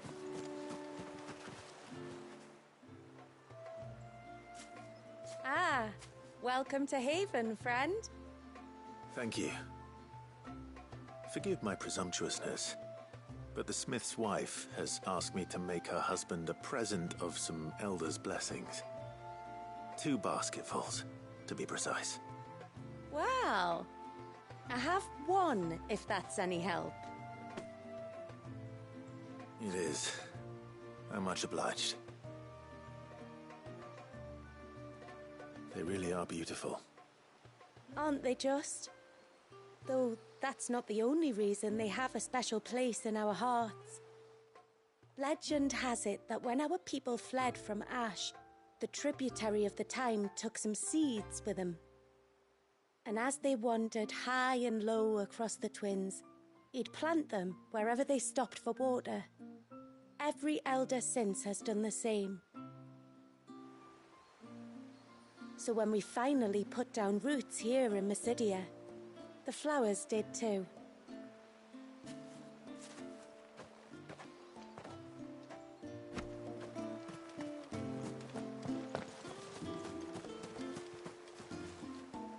Excuse me.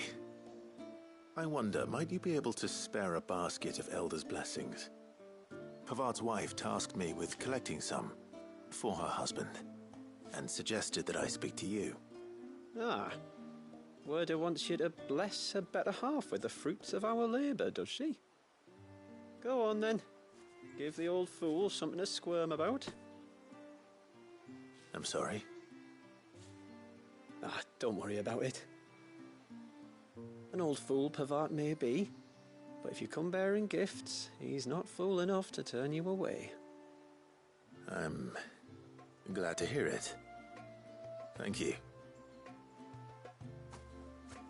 Well, that's 2 basketfuls. Time to visit Pavat.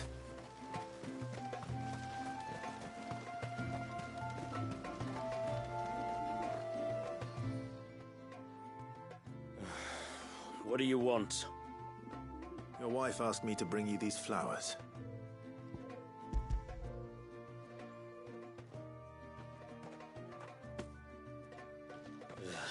That woman. Come out. I know you're there. Who? Me?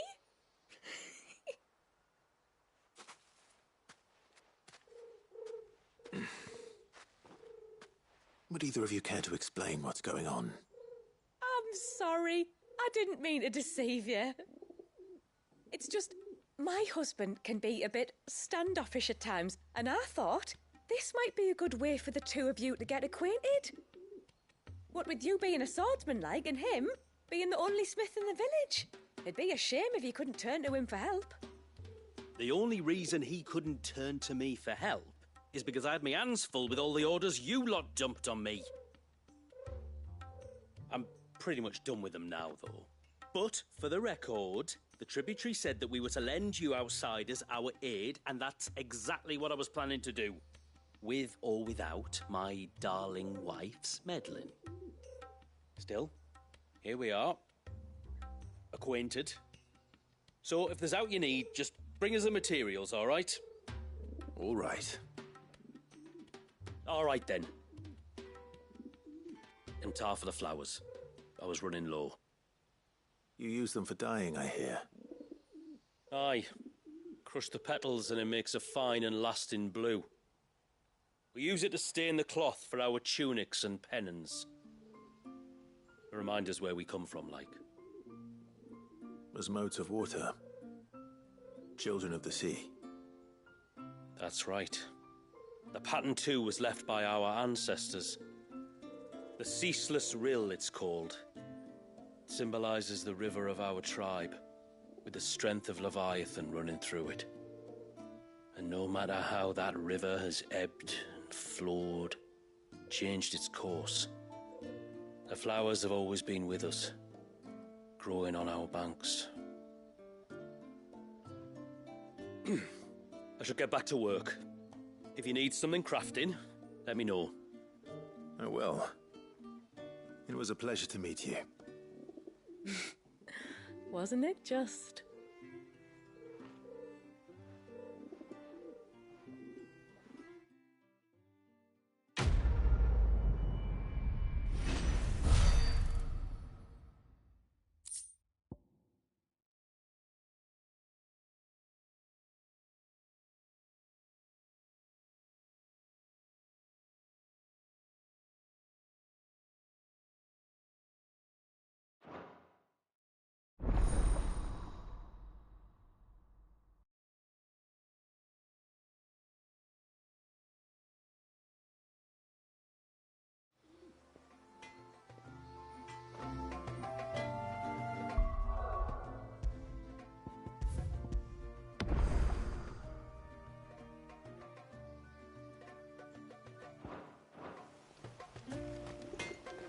What is it you want?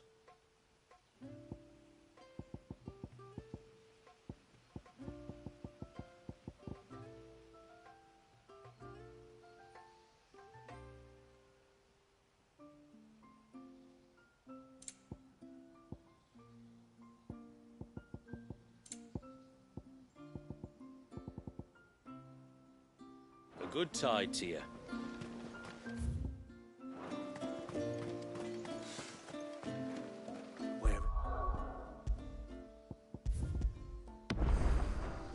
Blue heavens. Go.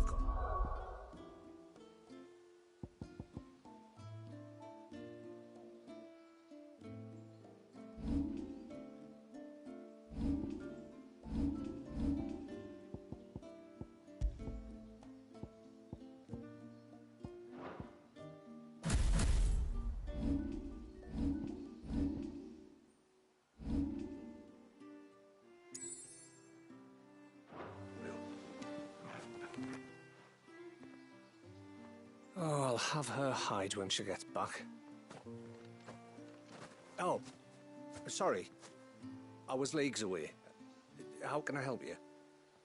If you're after something from the storehouse, it's actually my wife you'll want to talk to. She will have to charge you for the goods, though. Not that we'd fleece you or anything. It's just, you know, needs must. I understand. Saying that, she might not be able to get anything down for you for a bit. Ah, right. She's got her hands full with the inventory, you see. It should have been my daughter's job, really, but the willful little rills decided to make herself scarce. The heavens only know where that girl's got to. If you'd like me to keep an eye out for her. Oh, no. I couldn't ask that of an outsider. Could I? You wouldn't mind?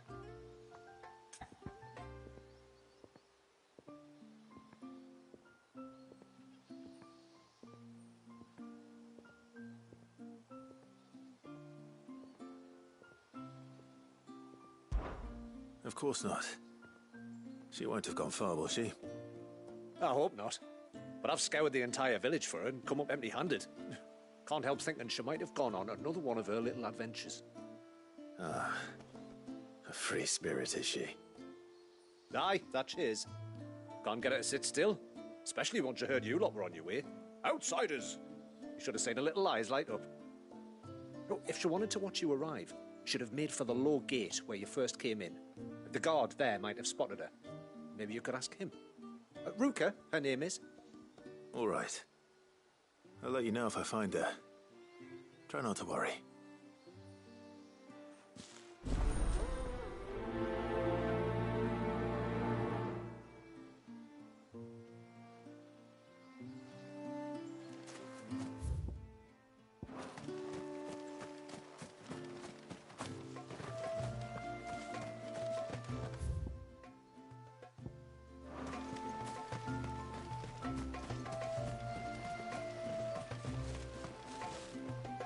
Excuse me. You haven't seen the storekeeper's daughter, have you? Little Ruka? I have, as it happens. She went out through the gate not long ago. Out of the village? Alone? Aye, she does it all the time. There's a path off to the left which leads down to the river. Nice little spot, that. And safe as you like. The beasts of the mountain don't dare come so close to the village. That's where she'll be. Go and have a look if you don't believe me. I will.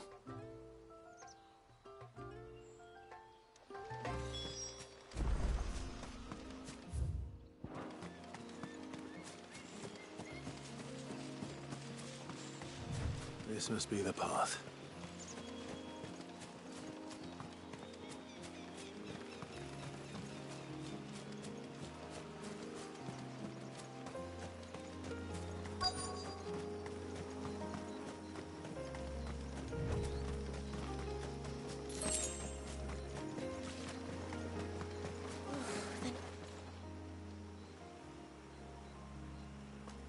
It's you! I've been looking everywhere for you. You must be Ruka. You know my name? Can you lot read minds? Your father asked me to keep an eye out for you. You left without telling him where you were going. He was worried. But I went to look for you. Well, now you found me. What do you say we head back to the village and let your father know you're safe? All right. And on the way home, you can tell me all about the world beyond the wall. I want to know everything. Everything might be a stretch.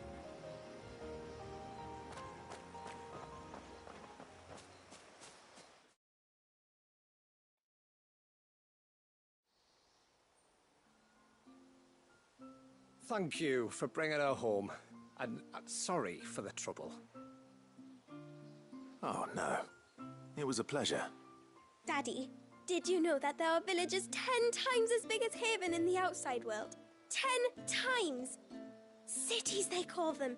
And in these cities, they have great big walls and towers and castles. Oh, to think I was worried. You can tell me all about the outside world later, Sweet Pea. Now go and help your mum with the stores. All right.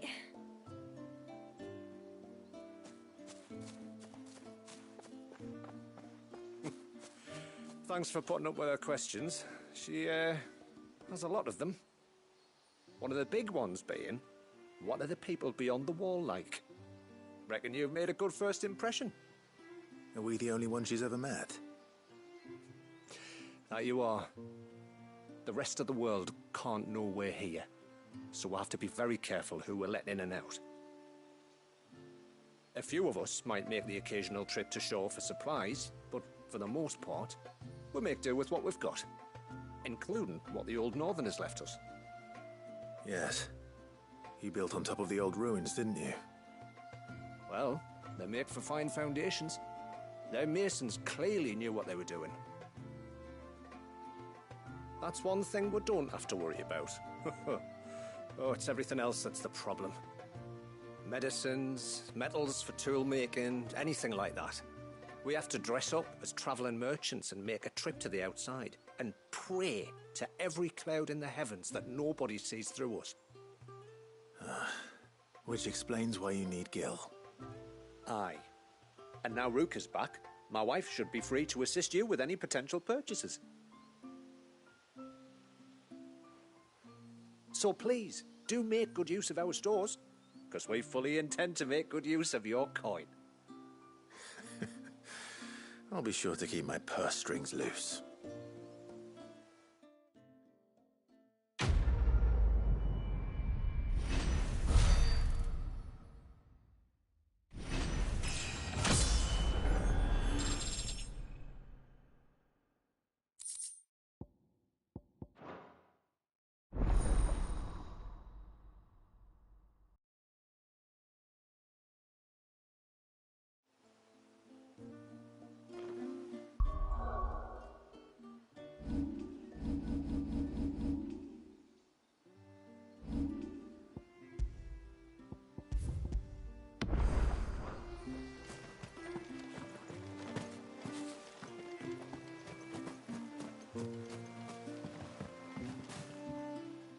Thanks for anyway.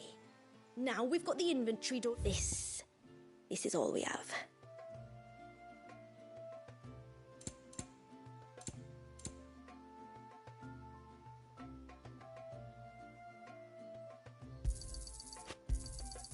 Here you are.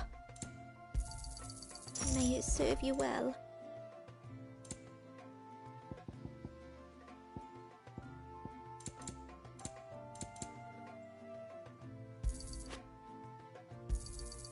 Well, if you're sure you need it, then I bid you good tide. Will you be back soon? You've still got to tell me everything else about the outside world.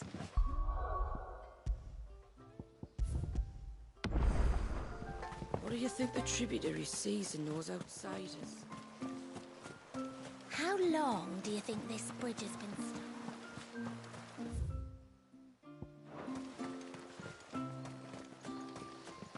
Suddenly, there were curls everywhere I looked.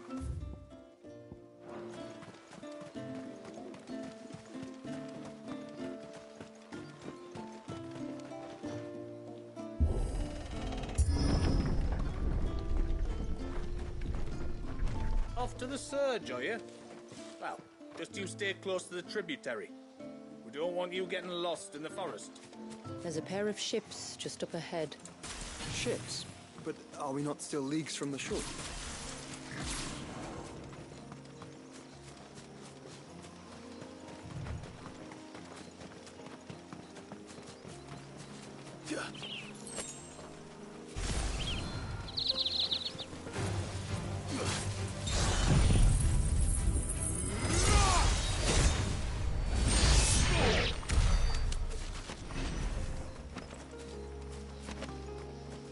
The quickest route to the surge is due east.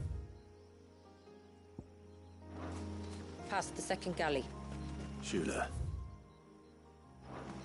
How did these ships come to be here?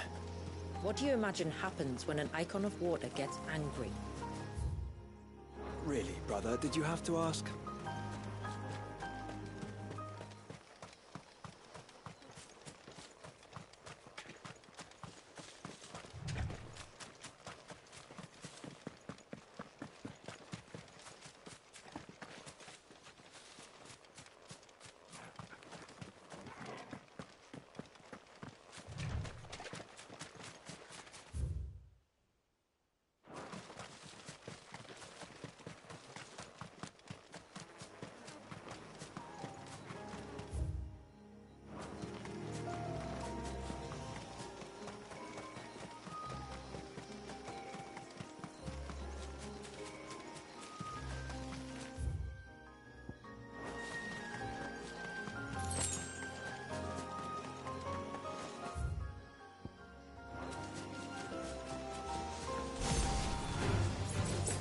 Tonberries.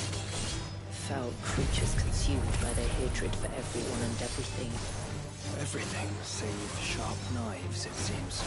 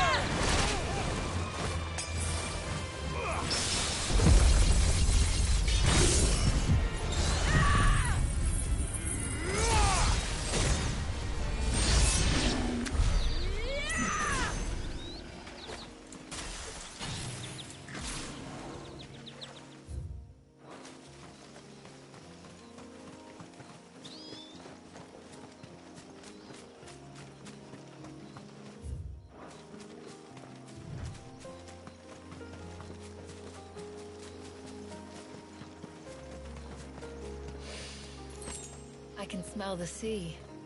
It's not far now.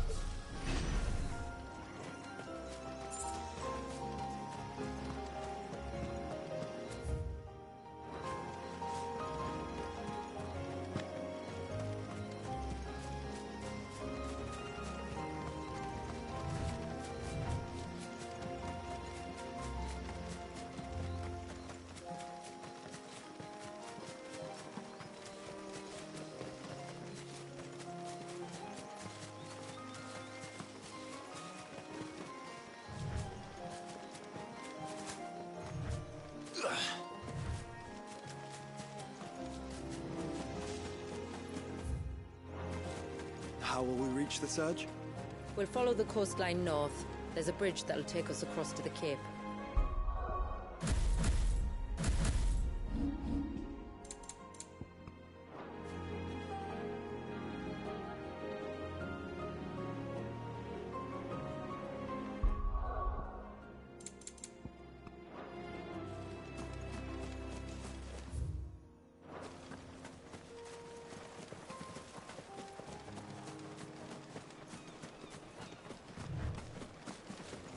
You don't want to go down there.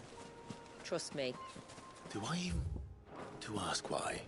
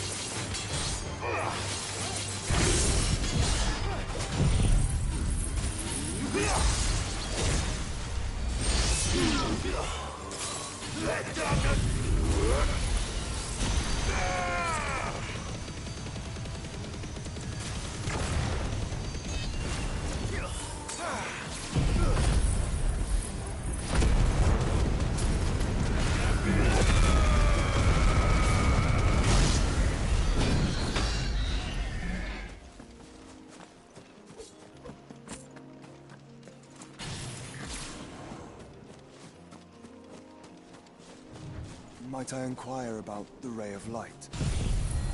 It's what prevents the surge from being reclaimed by the sea. And Walius by his people.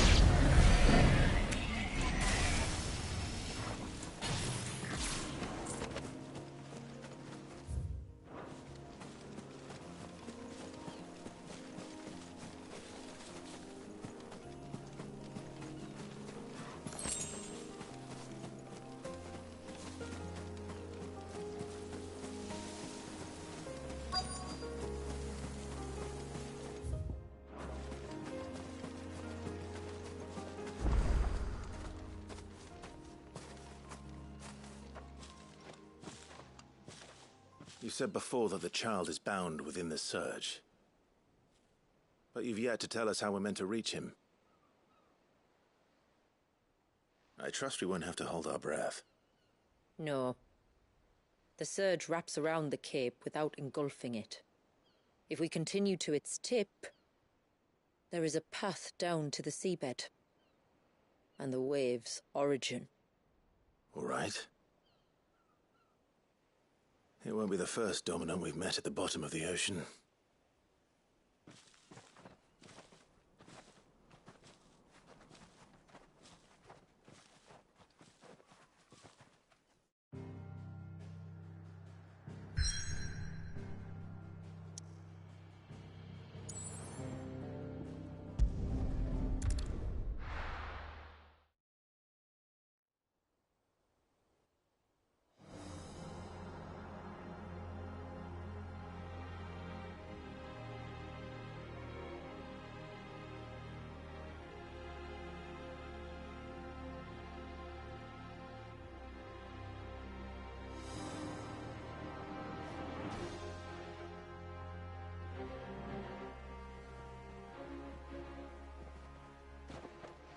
It's not much further now. The path seems well kept. Do you and the villagers often come this way? Only me. Once every new moon without fail. It is my duty both as village elder and Walius's descendant. But surely no one blames you for what happened. Why should you bear the responsibility alone? You misunderstand. I do it because I want to. To show him that he isn't alone, and that there are still some of us who would see an end to his suffering. Suffering you will soon witness with your own eyes.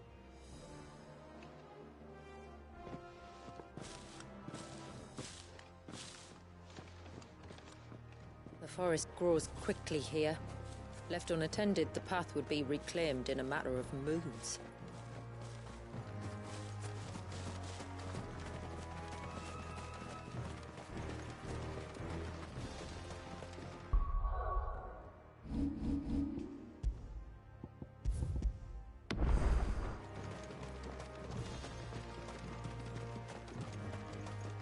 Does the light point the way to the child? It does indeed.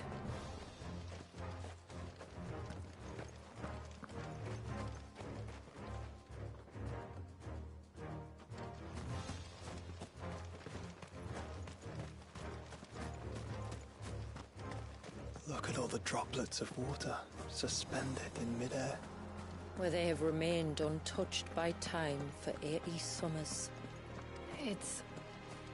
It's not right.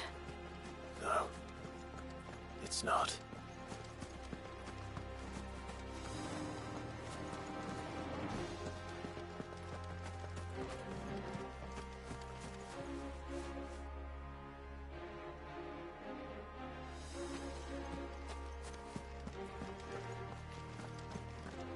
There.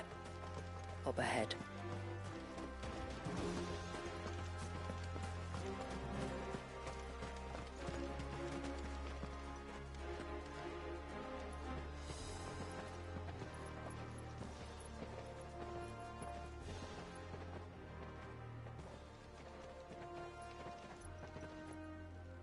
Down in the center. Follow me.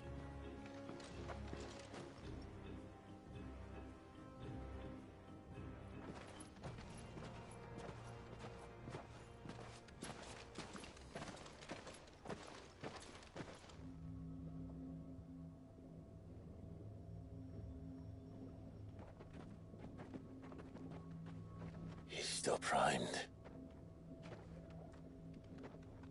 I'll never forget my first priming. The fear. And I was old enough to understand what was happening. One can only imagine how this poor child felt.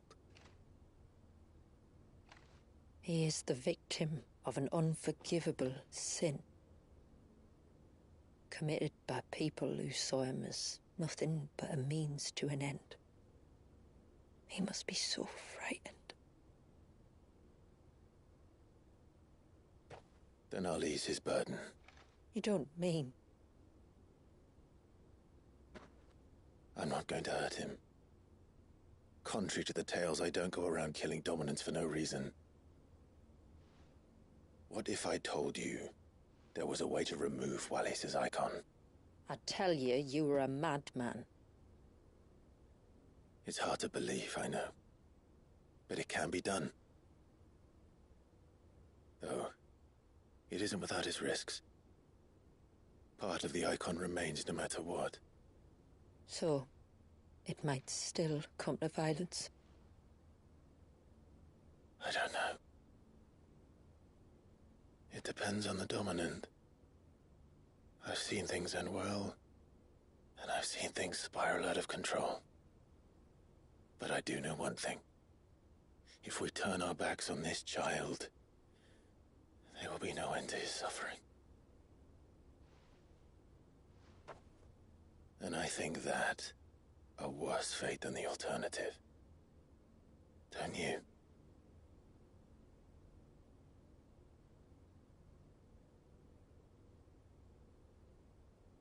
Very well. Do what you must.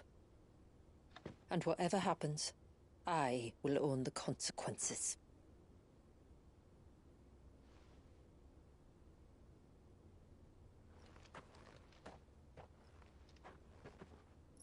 Don't be afraid, little one. Let me bear the weight.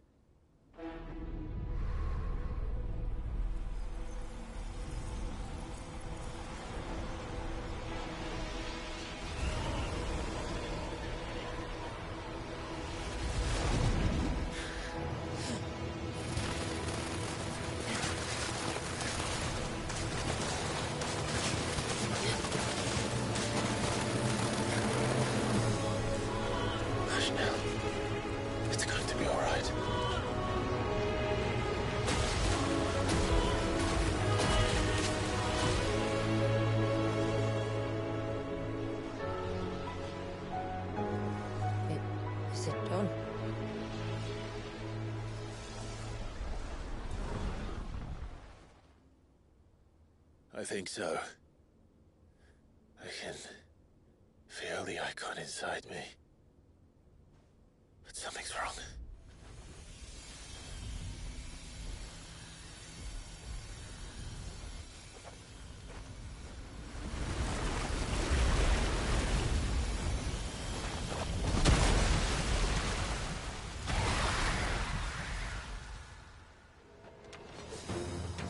He wasn't just afraid.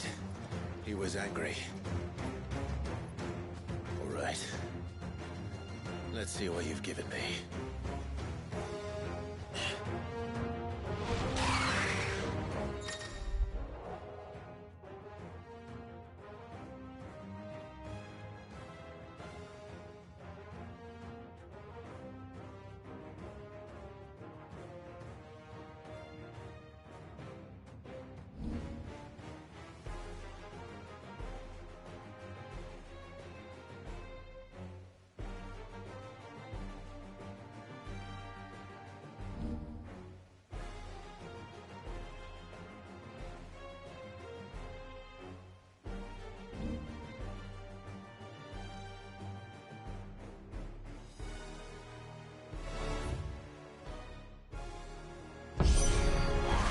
Leviathan! No, just an enemy, but a formidable adversary nonetheless.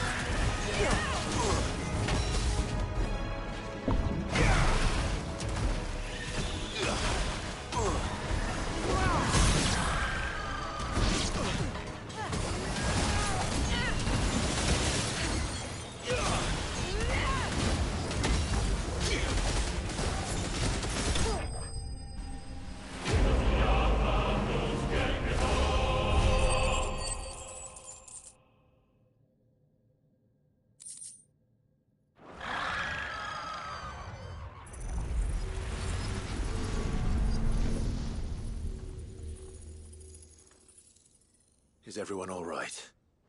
He seems calmer now. You said Walius was frozen in time. But he knew we were here. How? I don't know. He's never reacted to anything or anyone. Until now. The child has been bound for nigh on a century. If he has been conscious from the first, we must remove the seal at once. It's not that simple. I wish it were, but... there's more to this tale. It would be better if I explained back at the village. I see. Then let's return before it gets dark.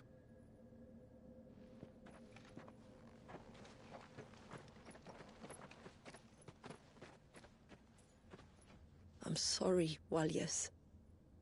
I will make this right.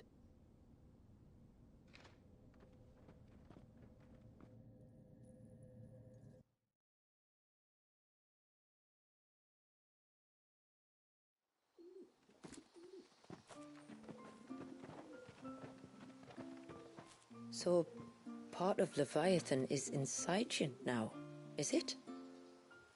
Does it hurt? No. Not anymore, anyway. Good.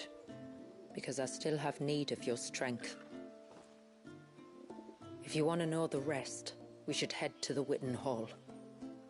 Of course.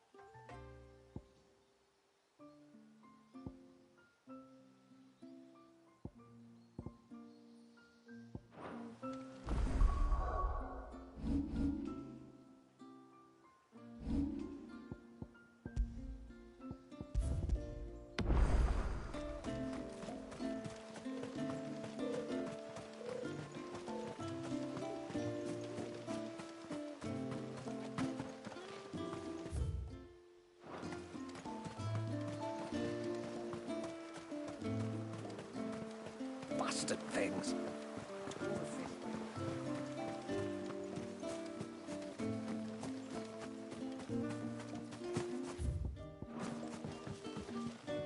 I will have to charge you.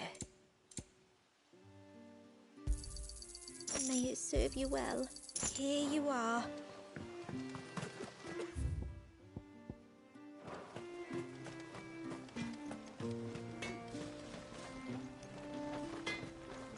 What is it you want?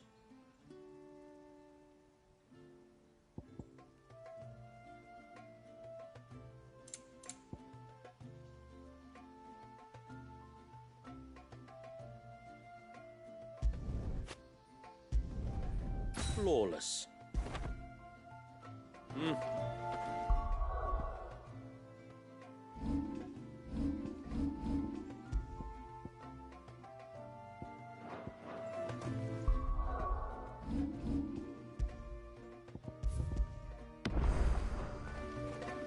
Sign of the child.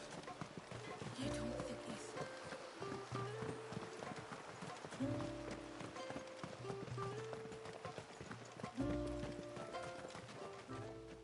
Yes, my lord.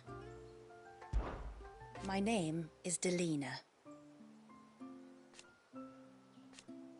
By way of example,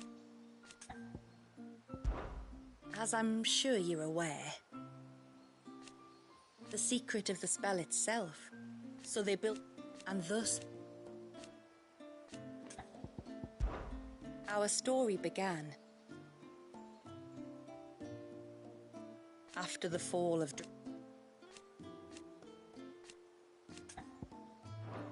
I bid you good tide.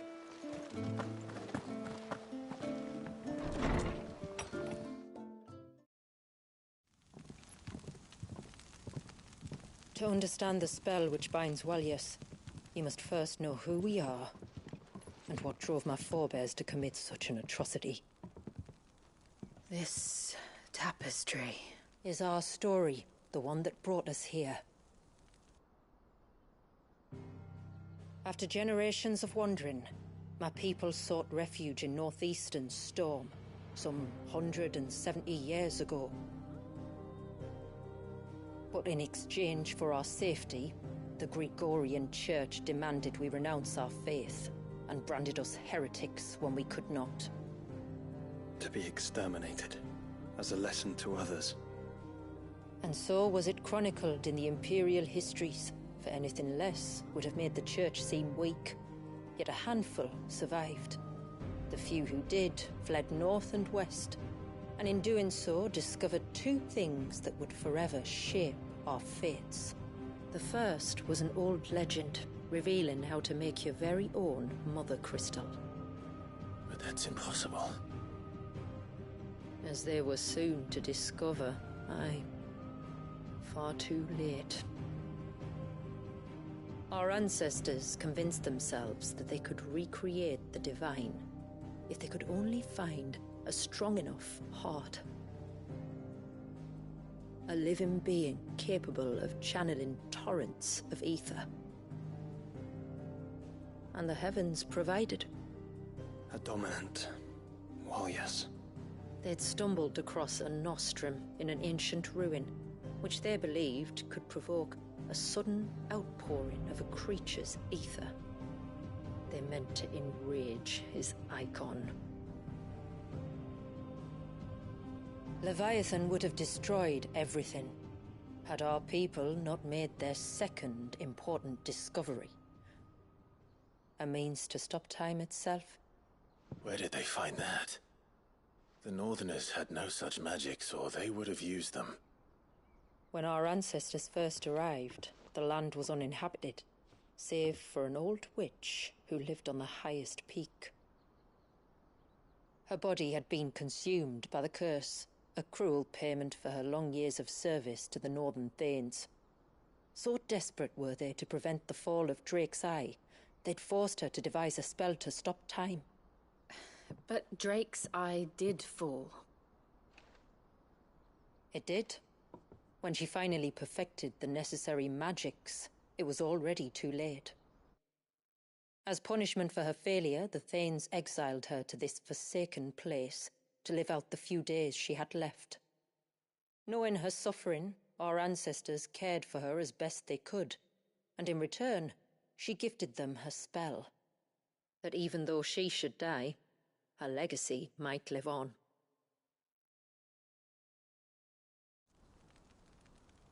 So armed with both the knowledge of the ancients and the secrets of time, our ancestors settled upon an ambitious plan. They would create a new Mother Crystal and enchant it that it might endure for all eternity.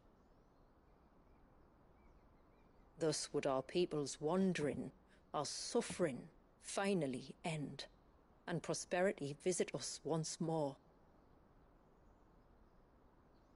And all it would require was the sacrifice of a single child.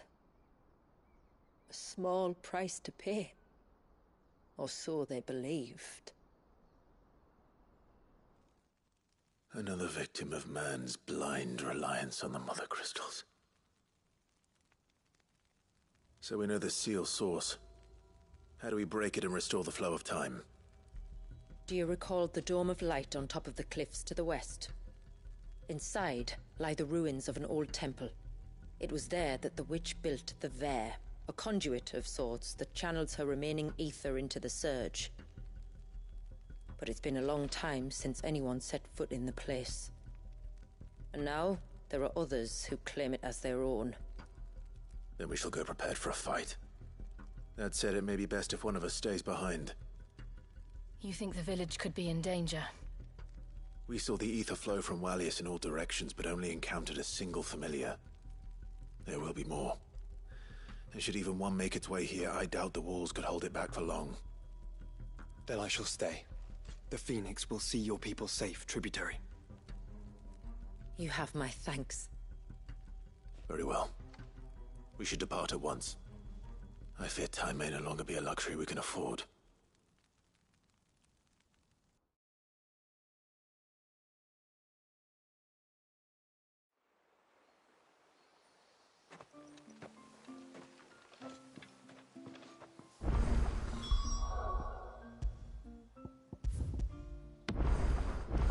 The Vare is not easy to find. We must first head north, and then west, deeper into the forest.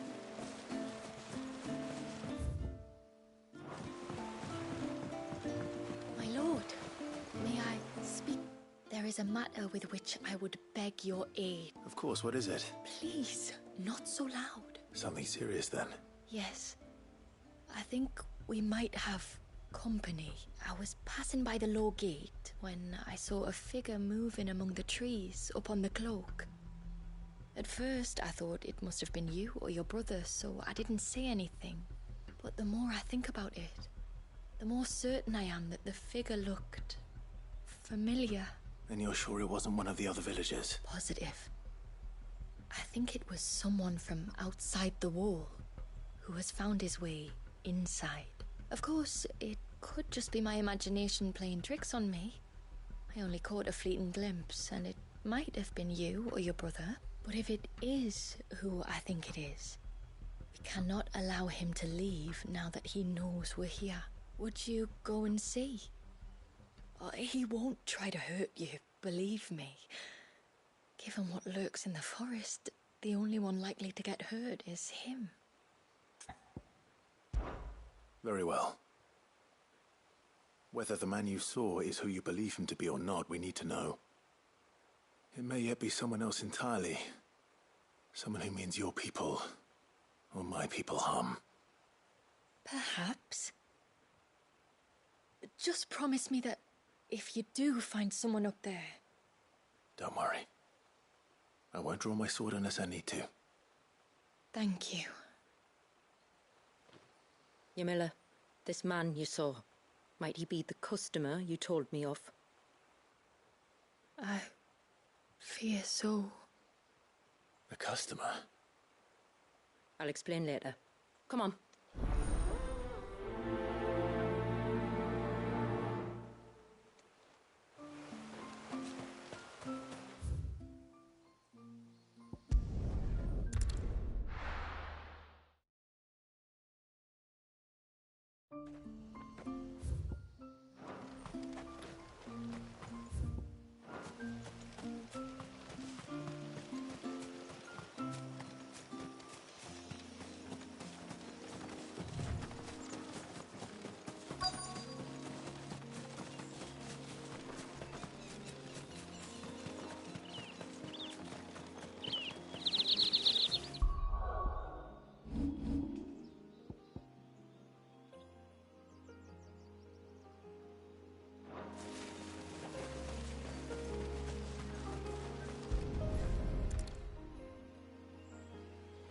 bottle.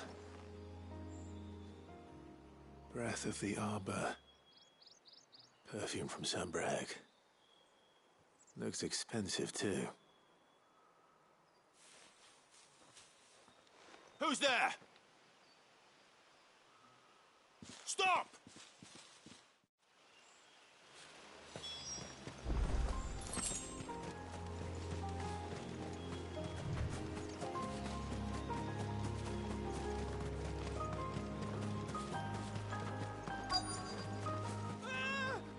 No! No! Hang on! I'm coming!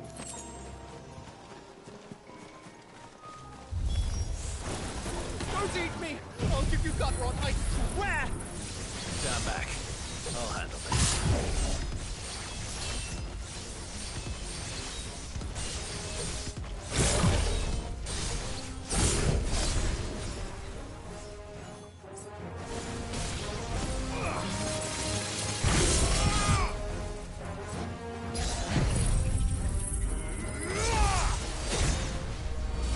It's over!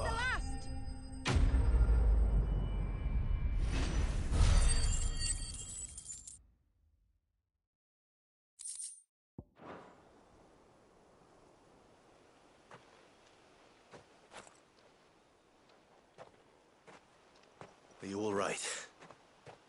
I'm more than all right. I'm saved! Oh, I could kiss you! Maybe you should introduce yourself first. Hervey! I knew it was you. What are you doing here? I came to see you. Oh, my little canary, it's been so long.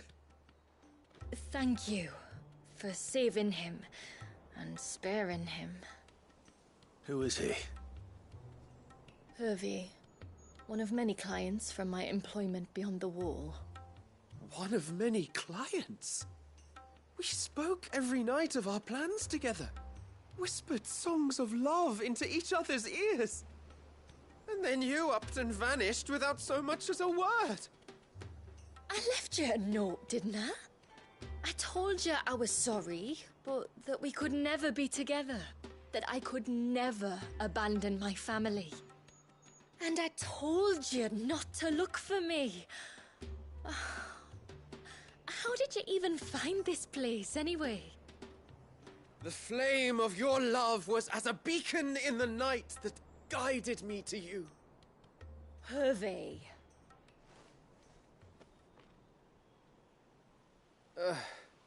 I was walking by the coast near Northreach when I saw a lady who looked like you. Eyes like the ocean. Hair like the driven snow. The next moment, she and her companions were jumping in a skiff and sailing out towards the wave. So I, borrowed the nearest boat and started rowing. It must have been Shula bringing us here. So what? You rowed, found a knows how many leagues across the bay, simply because you saw a woman with white hair. And as I did, the skies changed from a dull and hopeless grey to a bright and benevolent blue. That was when I knew for certain that my little canary was close. Oh, why did you come? You should have forgotten me, as I tried to forget you. I cannot leave my people, Hervey.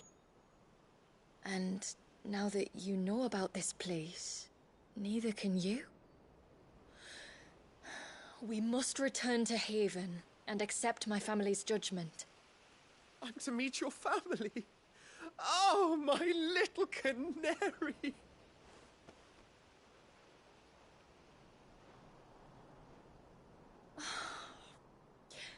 Please, come and see me later. You did as I asked, and you must be rewarded for it. But first, follow me, Hervey. To the end of the world and beyond.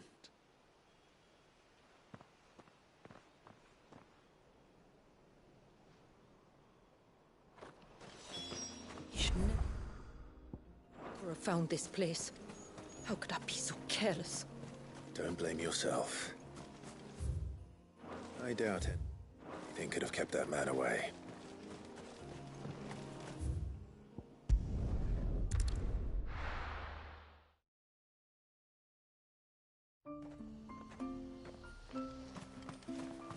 O ceaseless rill, guide thy bounty unto our village. Forgive me. There's nothing to forgive. You two met at the Vale, I take it. When I worked there, yes. To earn the coin that my people need to survive. Though Mysidia is our sanctuary, there are certain necessities that it cannot provide. And for that reason, some of us seek employment beyond the wall. Yet few are the opportunities for followers of a strange faith in a strange land. And so you supported your family as best you could? I did. And I have never regretted it for a moment. I found a second family in the Vale, and in the Dame, a second mother. I also found Hervey. But our love could never be. I knew that if I revealed my secret to him, I would be putting my people in danger. But that if I did not, I would be living a lie, unable to return home. What will happen to him now? Since our people settled in Mysidia, uninvited visitors have been few and far between, but not unknown. Explorers, survivors of shipwrecks, none lasted long. I see. That was before my time, you understand? I've never had to make a decision like this before. Ymila, know that I do not blame you for any of this. It was me who decided to make the trip to shore. Me who exposed our secret. This was my mistake, and I shall bear the responsibility. Thank you, tributary. I only beg you to remember that Hervé means us no ill will. He's just a fool. A fool who loves me. I will take that into consideration. But yours is not the only voice I must listen to. The whole family must be consulted, and it may take time for me to arrive at my decision. I hope you understand. Of course, tributary. However long it takes. Come what may, I thank you, my lord, for bringing us back together.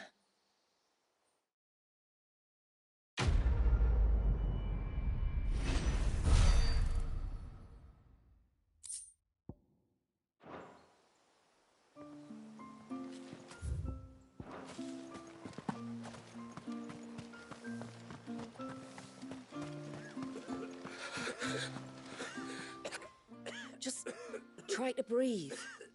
That's it. Is everything all right? Ah, you're the outsider. I'm Fannet, healer by trade. And this is Talor, one of my patients. He took ill not long after you arrived. Nothing too serious, I hope. I hope so too, But? This affliction, it's like nothing I've ever seen before. He complains of feeling chilled to the bone, but there's no fever to go with it. And my most powerful antalgic hasn't done a thing to ease the pain in his chest. I'm starting to wonder if his condition might require a different kind of treatment altogether. Shula said that you were here to help us. You couldn't help me, could you? I'd be happy to. If I can. You can, don't worry. All I need you to do is speak to Talor's son, Pavat, over at the forge, and ask if he knows what his father was up to before he came down sick. Something must have caused this, and I want to find out what. The trouble is, Talor's too weak to speak, and I can't leave his side for long. So while you talk to Pavat, I'll pay his wife word a quick visit, just in case she knows anything. All right.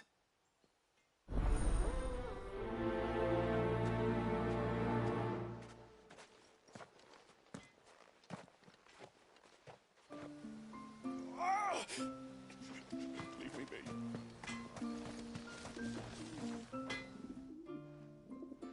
Oh, do you need something? I do, though not from the forge. Fanit asked me to speak with you.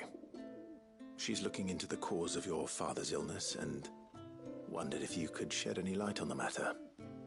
I see. Sorry. She shouldn't have dragged you into this. It's no trouble, really. Tell me, did your father do anything out of the ordinary before he fell ill? Not that I know of. But then I hardly see him. He's always out and about, like. Well, at least he was. Suppose he might have been a bit more fidgety than usual, but apart from that... When you say out and about, where does he usually go? Just round the village. Wanders over to Blazier's place most days. He's a fisher who lives on the other side of the fount. They're old friends. Maybe he knows something I don't. Maybe. I'll go and speak with him.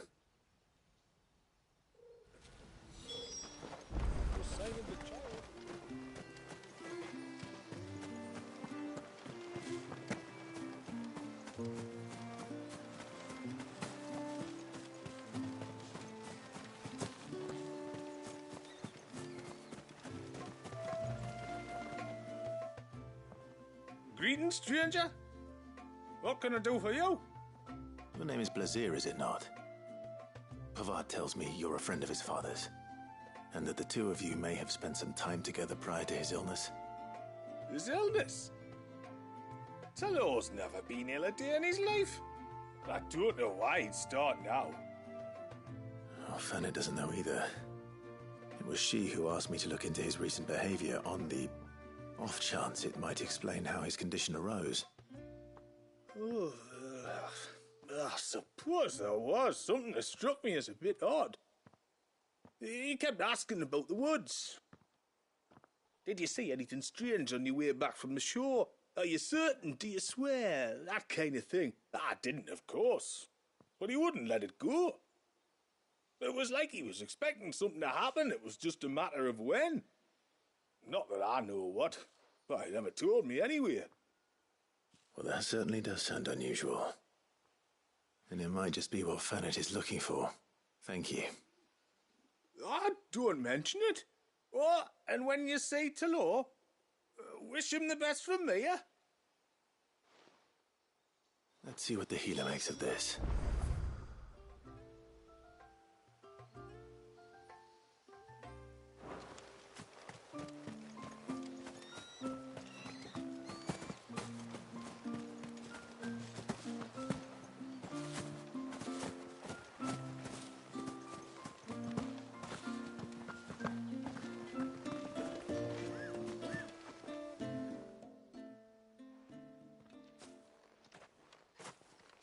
I spoke with Werder, but she couldn't tell me anything.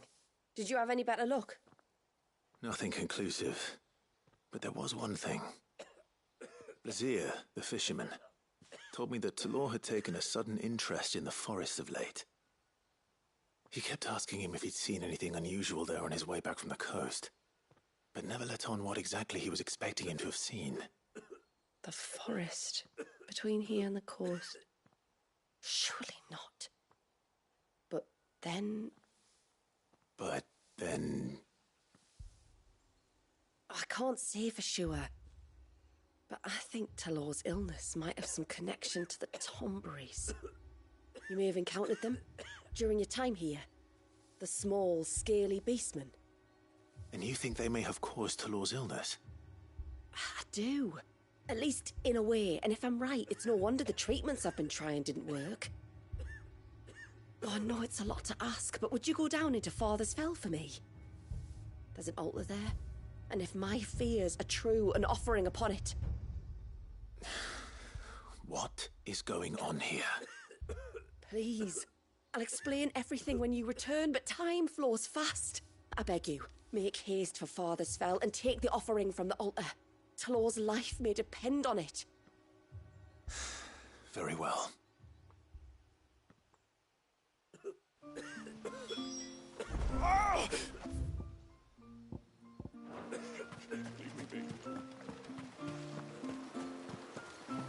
Bastard things.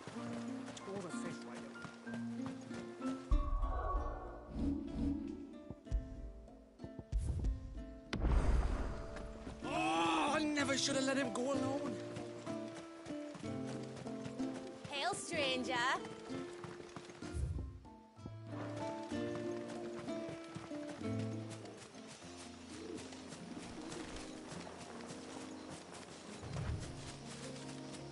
Before, we turned east at the shipwrecks to reach the coast.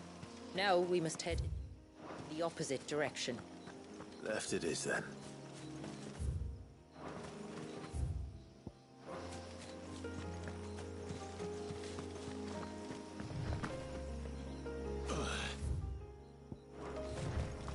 If there's one thing I know about beastmen, is that they love to hide in the dark.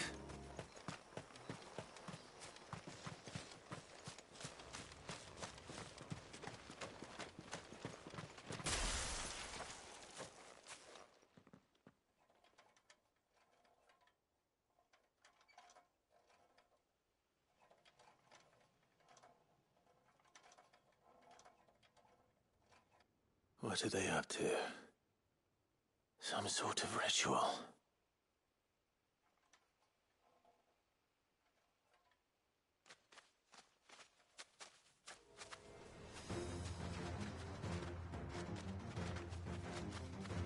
Sorry to disturb you.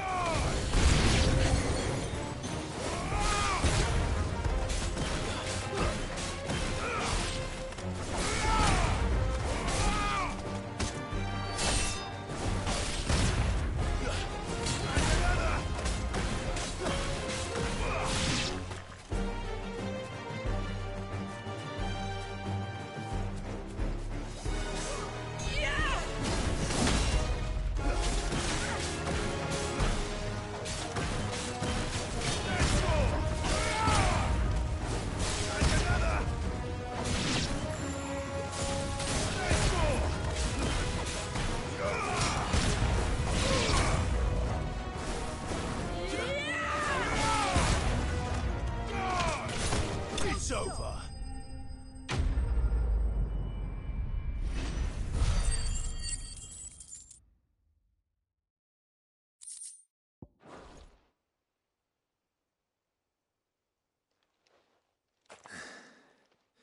Let's see what's on this altar, then.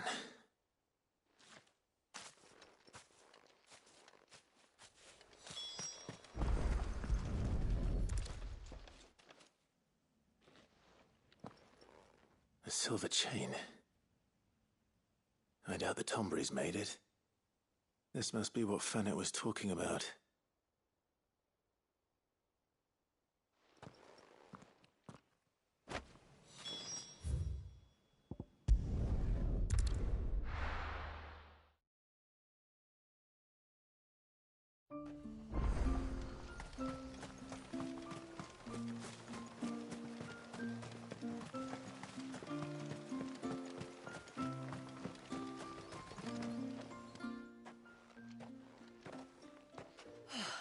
You're back. Well, did you find anything? I did. This silver chain. I knew it. Well, I'm still none the wiser. Forgive me. This chain. It's a Gregorian Maternoster. Worn by men of the faith. What's it doing here? And why would the Tomberries be praying to it? To understand that, you need to understand what the Tomberries are. They feed on hatred and suffering. And some say that if you render them an offering, some token of grievance against your fellow man, they will put a curse upon him. So you think someone's put a Tombury curse on Talor? I can't say for sure. Truth be told, I always assumed it was an old wives' tale. But given his fear of the forest and the presence of the chain on the altar, I don't know what else to think. Does Talor have any enemies in the village? Anyone who would nurse such a grudge? No, I believe the one who left the chain at the altar was Talor himself. I beg your pardon? But there's more to the tale, you see. It's said that if you attempt to curse a soul that has returned to the sea already, your ire has nowhere to go but back to its source. You're saying he cursed himself? In trying to curse another, aye. When my father was younger, he was one of the few permitted to venture beyond the wall on trading expeditions. He told us that when he journeyed to Sanbreque, he'd wear that chain to disguise his true beliefs, lest Grieger's faithful turn their cudgels on him. Did they ever catch him in his deception? Might that explain the ill will he bears someone? Not that he ever told me. Come now, let's not waste time speculating about Talor's past. We need to focus on the present, and that means finding a way to break the curse. All right. If there's anything I can do to help, let me know. Thank you. I shall. Aye, and thanks for going to all this trouble. Here, it's not much, but I want you to have this. We call it an adder stone. It's a gatherer's charm. Reacts to certain rare minerals we use in crafting. Makes them ring out like a bell. Stuff you'd have no chance of spotting otherwise. If you find anything, see that you bring it back to me. I can make you some decent gear with it. If you're interested, like. I am, thank you. And I'll be sure to pay you a visit. Until then, I wish your father a swift recovery.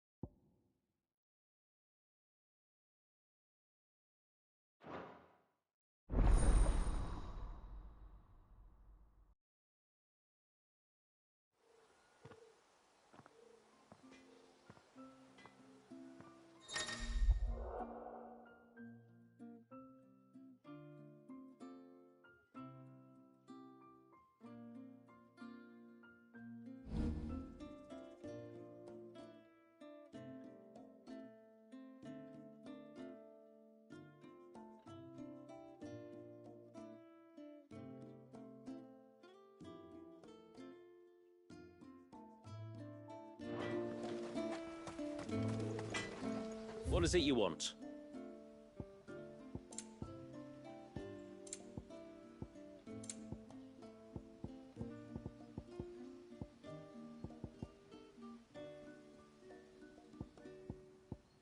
Till next time, then. No sign of the child.